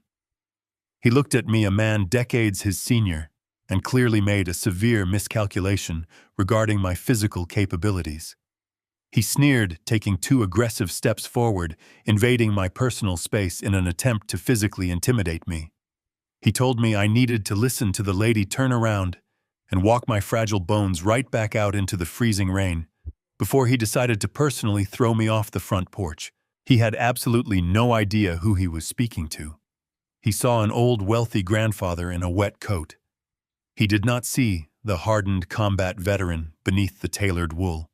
He did not recognize the deeply ingrained posture of a former Marine who had spent his youth operating in theaters of war far more dangerous than a suburban kitchen. I did not flinch. I did not raise my voice. I simply planted my boots firmly onto the hardwood floor and met his aggressive stare with a look of pure, unadulterated coldness. I watched the false confidence in Trent's eyes begin to slowly waver as he realized his physical intimidation tactics were entirely useless against a man who possessed absolutely no fear. I reached deeply into the hidden inner pocket of my damp wool overcoat and slowly retrieved my mobile phone. I took 1 deliberate, measured step forward, forcing Trent to instinctively take a half step backward to maintain his balance. I extended my right arm and placed my phone gently onto the smooth surface of the marble island, sliding it directly across the expensive stone until it rested right in front of Monica's trembling hands. The jazz music continued to play softly in the background, a stark, surreal contrast to the heavy, violent tension suffocating the kitchen. I looked directly into her terrified eyes, my voice steady, completely unwavering, and entirely devoid of mercy. I spoke with absolute precision. Please go ahead and call them. But you might want to wait for the guests I invited. The silence hanging in the kitchen was absolute thick enough to suffocate the remaining air from Trent Lawson's lungs. He stared at the mobile phone resting on the marble island, his jaw working silently as his mind struggled to process the total collapse of his manufactured authority. He had expected a weeping grandfather, a broken man pleading for the welfare of his son and grandchild. He had not anticipated a man who moved with the calculated predatory stillness of a seasoned corporate executioner. I did not give him the time to recover his shattered bravado. I reached down to the floor, lifted my heavy leather briefcase, and placed it squarely onto the edge of the kitchen island. The brass locks released with a sharp, echoing snap that caused Monica to flinch violently. I opened the lid, reached inside, and withdrew a thick, meticulously bound stack of legal documents. I held the papers for a brief moment, feeling the immense weight of the corporate ruin contained within their pages, and then I dropped them directly onto the champagne-soaked marble. The heavy thud resonated through the room, silencing the soft jazz music entirely. I looked at Trent, letting a cold, humorless smile touch the corners of my mouth. I told Trent that his offshore limited liability company registered in the Cayman Islands was not quite as secure as his corrupt legal team had promised. I watched his eyes dart toward the stack of papers, a sudden spark of genuine panic illuminating his arrogant features. I explained that when a man decides to prey upon a vulnerable family, he should ensure that his own financial foundation is built on solid ground. Trent had spent the last 5 years floating a dying real estate empire on a mountain of toxic, predatory commercial loans. He believed he had cleverly hidden his massive liabilities behind layers of corporate shell companies, transferring his debt from one failing proxy to another while using stolen capital to maintain his luxurious lifestyle. I leaned forward, resting my hands on the damp marble, closing the physical distance between us. I asked him if he remembered the $2 million in outstanding commercial debt he currently owed to 3 separate holding banks. Trent swallowed hard, his throat bobbing visibly, completely unable to articulate a single coherent word. I told him that as of 12 o'clock this afternoon, those banks no longer held his fraudulent paper. I informed him that my aggressive purchasing algorithms had systematically targeted, acquired, and consolidated every single cent of his outstanding debt. "You do not owe those banks anymore, Trent," I stated, my voice carrying the crushing weight of absolute finality. "You owe Apex Holdings, and I am the sole proprietor of Apex Holdings." I watched the remaining blood drain from his face, leaving him looking like a hollow, terrified ghost. His chest stopped puffing outward. His shoulders slumped forward in a posture of instant, profound defeat. He finally realized the magnitude of his fatal miscalculation. He had tried to bankrupt my son for a mere $800,000, and in retaliation, I had quietly purchased his entire financial existence. I owned his massive debt. I owned his proxy companies. I owned his fraudulent life, and I was calling in the entire balance immediately. He was completely, inescapably ruined, stripped of every stolen dollar, and left to drown in the toxic financial ocean he had created for others. I turned my attention away from the broken shell of a man and focused entirely on Monica. She was backed against the stainless steel refrigerator, her hands covering her mouth, shaking uncontrollably as the reality of her shattered victory washed over her. I tapped the top of the legal stack, specifically indicating the officially registered property deed resting on the very top. I told her that her secret second mortgage, executed through the cowardly use of a forged power of attorney, was a masterpiece of marital deception. She had expertly leveraged the family home, draining the equity, to fund her escape with her pathetic partner.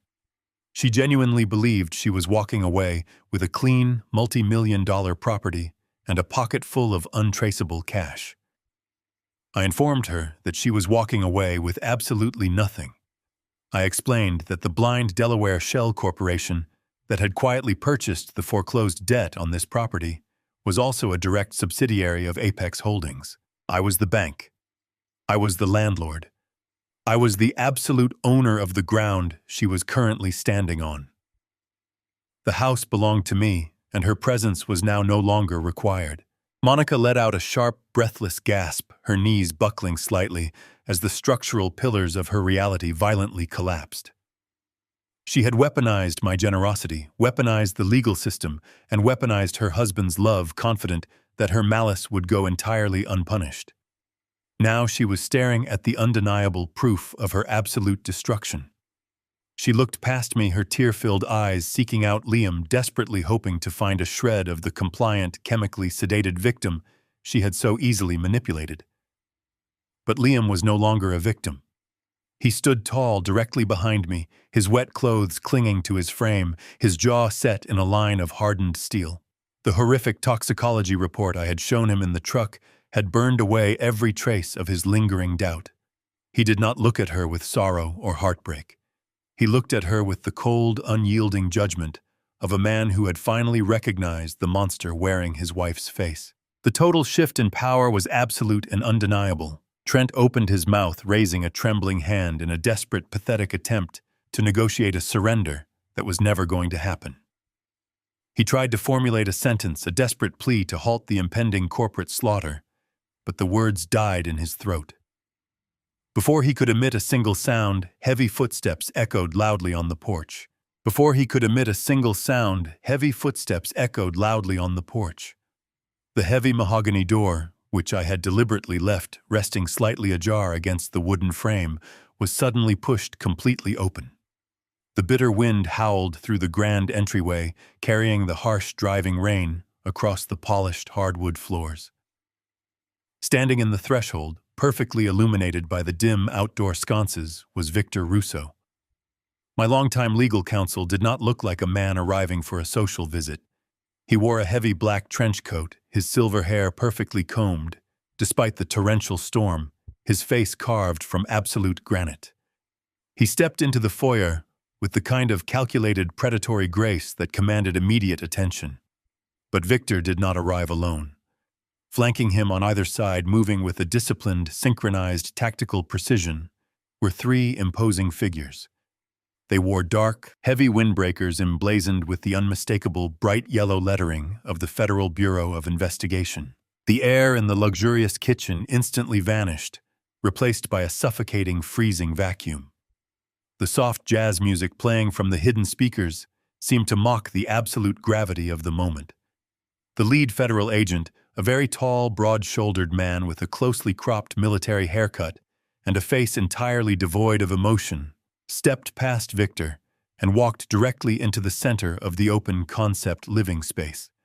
His eyes quickly scanned the room, bypassing my son, bypassing Monica, and locking onto his designated target with the mechanical precision of a guided missile. He did not ask for permission to speak. He did not offer a polite greeting. He raised his right hand, displaying a laminated silver badge, and his voice boomed through the quiet house like a sudden crack of thunder.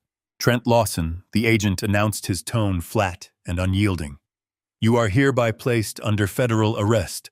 You are being charged with multiple counts of severe wire fraud, systemic money laundering, and interstate financial conspiracy." The agent reached to his heavy tactical belt, retrieving a pair of solid steel handcuffs that gleamed under the warm recessed lighting of the kitchen ceiling. "We have warrants authorizing the immediate seizure of your offshore accounts, your proxy holding companies, and your personal assets. You have the absolute right to remain silent. Any statement you formulate can and will be used against you in a court of federal law." The sheer magnitude of the federal charges seemed to temporarily paralyze Trent. He stood frozen behind the marble island, his sharp, expensive suit suddenly looking entirely foolish. He looked at me, then at Victor, and finally at the three federal agents advancing toward him. The arrogant, predatory real estate broker who had proudly bragged about bankrupting his partners just moments ago realized he was entirely cornered. His carefully constructed empire of deception had just violently collapsed around his shoulders. In that split second of ultimate clarity, the survival instincts of a cornered animal completely overrode his basic logic. He did not surrender. He panicked. Trent lunged backward, his polished leather shoes slipping momentarily on the spilled champagne and shattered crystal glass covering the floor. He spun toward the rear of the kitchen, making a sudden, desperate dash toward the heavy glass patio doors leading out to the dark, flooded garden. He genuinely thought he could run. He actually believed he could simply sprint away from a multi-agency federal indictment. The absolute absurdity of his attempted escape was matched only by the swift, brutal mechanics of his capture. The federal agents did not hesitate. They moved with a practiced, terrifying velocity. Before Trent could even reach the brass handle of the sliding glass door, the second agent intercepted his path. The agent drove his shoulder directly into the chest of Trent with the unstoppable force of a freight train. The impact lifted the broker entirely off his feet. He flew backward through the air, crashing violently against the expensive custom cabinetry lining the kitchen wall. The sickening thud of his skull impacting the solid oak echoed loudly over the sound of the storm outside. The agents descended upon him instantly, grabbing his flailing arms and forcefully twisting them behind his back. The cold steel handcuffs snapped shut around his wrists with a sharp, unforgiving click, securely binding his hands together. They yanked him roughly to his feet, pinning his chest against the damaged wooden cabinets. The elegant, sophisticated facade that Monica had spent years carefully cultivating completely disintegrated before my very eyes. She stood paralyzed near the stainless steel refrigerator, watching the violent capture of the man who was supposed to guarantee her luxurious new life. The sight of Trent slammed against the wall, helpless and bleeding slightly from a fresh cut. Above his right eyebrow broke the final fragile remnants of her sanity. She let out a piercing, hysterical scream that tore through the kitchen, throwing her hands over her ears as if she could physically block out the reality of the disaster unfolding around her. "Trent, please," Monica shrieked, her voice cracking with absolute panic. "Tell them it is a mistake. Tell them they have the wrong person. You promised me everything was secure. You promised me we were safe. She took a slow, trembling step toward him, her pristine white designer sweater trembling violently. Tell them you did not do anything wrong. Please, Trent, do something. Trent Lawson struggled against the heavy grip of the federal agents holding him pinned against the woodwork. He twisted his neck, turning his head to look back at the woman who had helped him orchestrate the financial ruin of my only child. His expensive suit was violently torn. His face was extremely pale, and his eyes burned with a pure, unadulterated venom.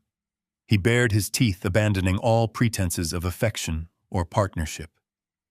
"You stupid, naive, pathetic woman!" Trent yelled, his voice echoing loudly off the marble countertops, spitting blood onto the pristine floor. "Your arrogant, scheming old man set us up." The lead agent did not give Trent an opportunity to speak. He roughly grabbed the broker by the collar of his ruined suit, shoving him forward, marching him out of the kitchen toward the front door. The other two agents followed closely behind, hands resting on their holstered weapons. Trent dragged his feet, muttering a string of desperate profanities, instantly swallowed by the roaring storm outside. The heavy mahogany door swung open, and the federal agents hauled him into the freezing rain. The flashing red and blue lights of the vehicles waiting at the end of the driveway cast long, dancing shadows across the polished hardwood floors. The door clicked shut, sealing us inside the deafening quiet of the estate. The living room, which just moments ago had been a grand stage for celebration, was now a silent tomb. Monica was entirely shattered. She stared at the empty hallway where her wealthy savior had just vanished, her chest heaving with rapid, shallow breaths. The terrifying reality of her situation finally breached the thick walls of her narcissism. She slowly turned her head, mascara running in dark rivers down her pale cheeks. She looked at me, finding absolutely no mercy in my rigid posture. Then her eyes locked onto Liam. Her legs gave out. She collapsed heavily onto the floor, her knees hitting the spilled champagne and shattered crystal glass without noticing the sharp edges. She began to crawl toward my son, sobbing violently. These were no longer the theatrical tears she used to manipulate innocent people. This was the raw, unadulterated weeping of a woman seeing her entire universe burn entirely to the ground. She reached out with trembling hands, trying desperately to grab the hem of his soaked jacket. "Liam, please," Monica begged, her voice a pathetic, choking whimper. "You have to believe me. I never wanted any of this. It was all Trent. He completely manipulated me. He told me you were going bankrupt, that we were going to lose Lily, that I had to secure our financial future. He lied to me, Liam. He used me. I love you. I have always loved you. Please, you have to forgive me." My son did not reach out to comfort her. He did not step back. He stood rooted to the hardwood floor, staring down at the woman who shared his bed and plotted his demise. The absolute stillness in his posture was terrifying. The weak, accommodating husband, who spent the last 8 months apologizing for his own exhaustion, was dead. The man standing over Monica Croft was forged from cold, hardened steel. He reached inside the pocket of his wet jacket and retrieved the manila folder. He opened it, pulling out the official toxicology report. He held the single sheet of paper in front of her face, forcing her to look at the undeniable proof of her malice. With a flick of his wrist, he dropped the document directly at her feet. It landed softly on the wet marble, the chemical breakdowns glaring up at her like a death sentence. "You poisoned me for months," Liam said. His voice was a low, ice-cold whisper carrying the lethal edge of a drawn blade. It resonated through the kitchen, freezing the air.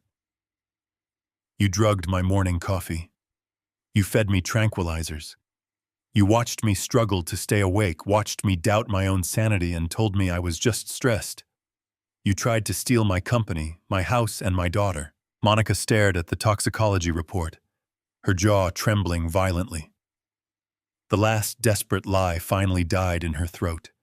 She knew the evidence was insurmountable. The feds had Trent and I had the financial records. She had absolutely no leverage, no money, and no husband left to manipulate. You have exactly 10 minutes to pack one bag, Liam commanded, his eyes boring into her soul. You will leave the expensive jewelry, the credit cards, and the keys to the vehicle in the garage. You will take only the clothes that fit in one duffel bag. If you are not out of my house before that clock hits 0, I will hand this report to the police. You will not just lose the divorce. You will go to prison for felony assault, and you will never see Lily again. Monica looked up at him, her chest heaving with silent, terrified sobs. She turned her head toward me silently, pleading for an ounce of the generosity she had previously exploited. I raised my wrist, checking the illuminated dial of my watch, looking back at her with absolute indifference. The countdown had already begun. She scrambled to her feet, her shoes slipping on the wet floor, and bolted toward the main staircase. Her frantic, heavy footsteps echoed through the massive house as she sprinted toward the large master bedroom. Liam and I stood in the kitchen listening to the chaotic sounds of drawers slamming shut. Exactly 8 minutes later, Monica appeared at the top of the staircase. She clutched a single dark canvas duffel bag. Her designer sweater was stained. Her hair was a tangled mess, and her face was pale with pure defeat. She walked slowly down the stairs, her eyes fixed firmly on the floor. She did not look at Liam. She did not look at me. She moved like a ghost, passing through a house that no longer recognized her. She reached the front door, her hand resting on the brass handle. She hesitated briefly, waiting for a final reprieve that was never going to come. She pushed the heavy door open, stepping onto the porch. The freezing Chicago rain battered her shoulders, soaking her clothes as she walked alone down the dark, flooded driveway. Liam stood in the entryway, watching her figure disappear into the storm. He reached forward, grabbed the brass handle, and pulled the heavy door firmly shut. The metal deadbolt engaged with a loud final click, locking the monster out of our lives. 6 months have passed since that freezing rain washed the deceit from our doorstep. The brutal gray Chicago winter has surrendered to a bright, vibrant summer. The beautiful transformation in the weather perfectly mirrors the profound resurrection of my son. The dark, toxic fog that once clouded his mind is entirely gone. The agonizing withdrawal from the heavy prescription tranquilizers tested his endurance, but he faced it with the quiet, unrelenting stoicism I always knew he possessed. He spent weeks completely detoxifying his system, reclaiming his physical health step by painful step, refusing to let the poison dictate his future. Today, Liam is sharp, healthy, and operating at the absolute peak of his intellectual capacity. He is no longer the exhausted, broken shell of a man confined to a dark bedroom. He has officially stepped back into the executive suite, successfully running the daily global operations at Croft Logistics with an iron grip and a truly brilliant strategic vision. The suffocating debt that almost drowned his logistics startup was completely eradicated. Once the federal authorities permanently dismantled Trent Lawson's offshore enterprise, Victor Russo unleashed a ruthless barrage of civil litigation.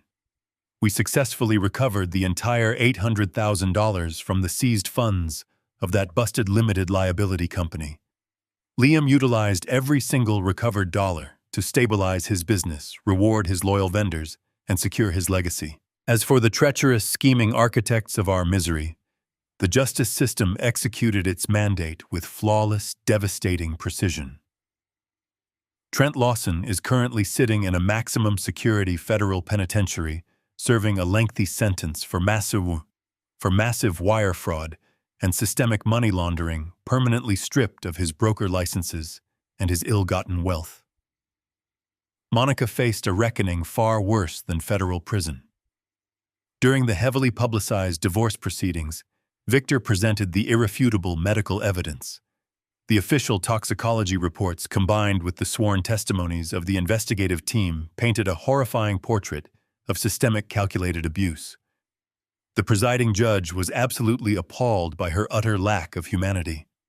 Monica was completely stripped of all parental rights, denied any financial claim to the estate, and barred from receiving a single cent of alimony. She lost all custody rights and was legally permanently banished from our grandchild's life. I am told she now resides in a cramped, poorly ventilated studio apartment on the distant industrial outskirts of the city. The elegant, sophisticated woman who once wore pristine designer sweaters and drank vintage champagne now spends her days working a grueling minimum-wage retail job, forced to endure the very humiliating indignities she once callously inflicted upon others.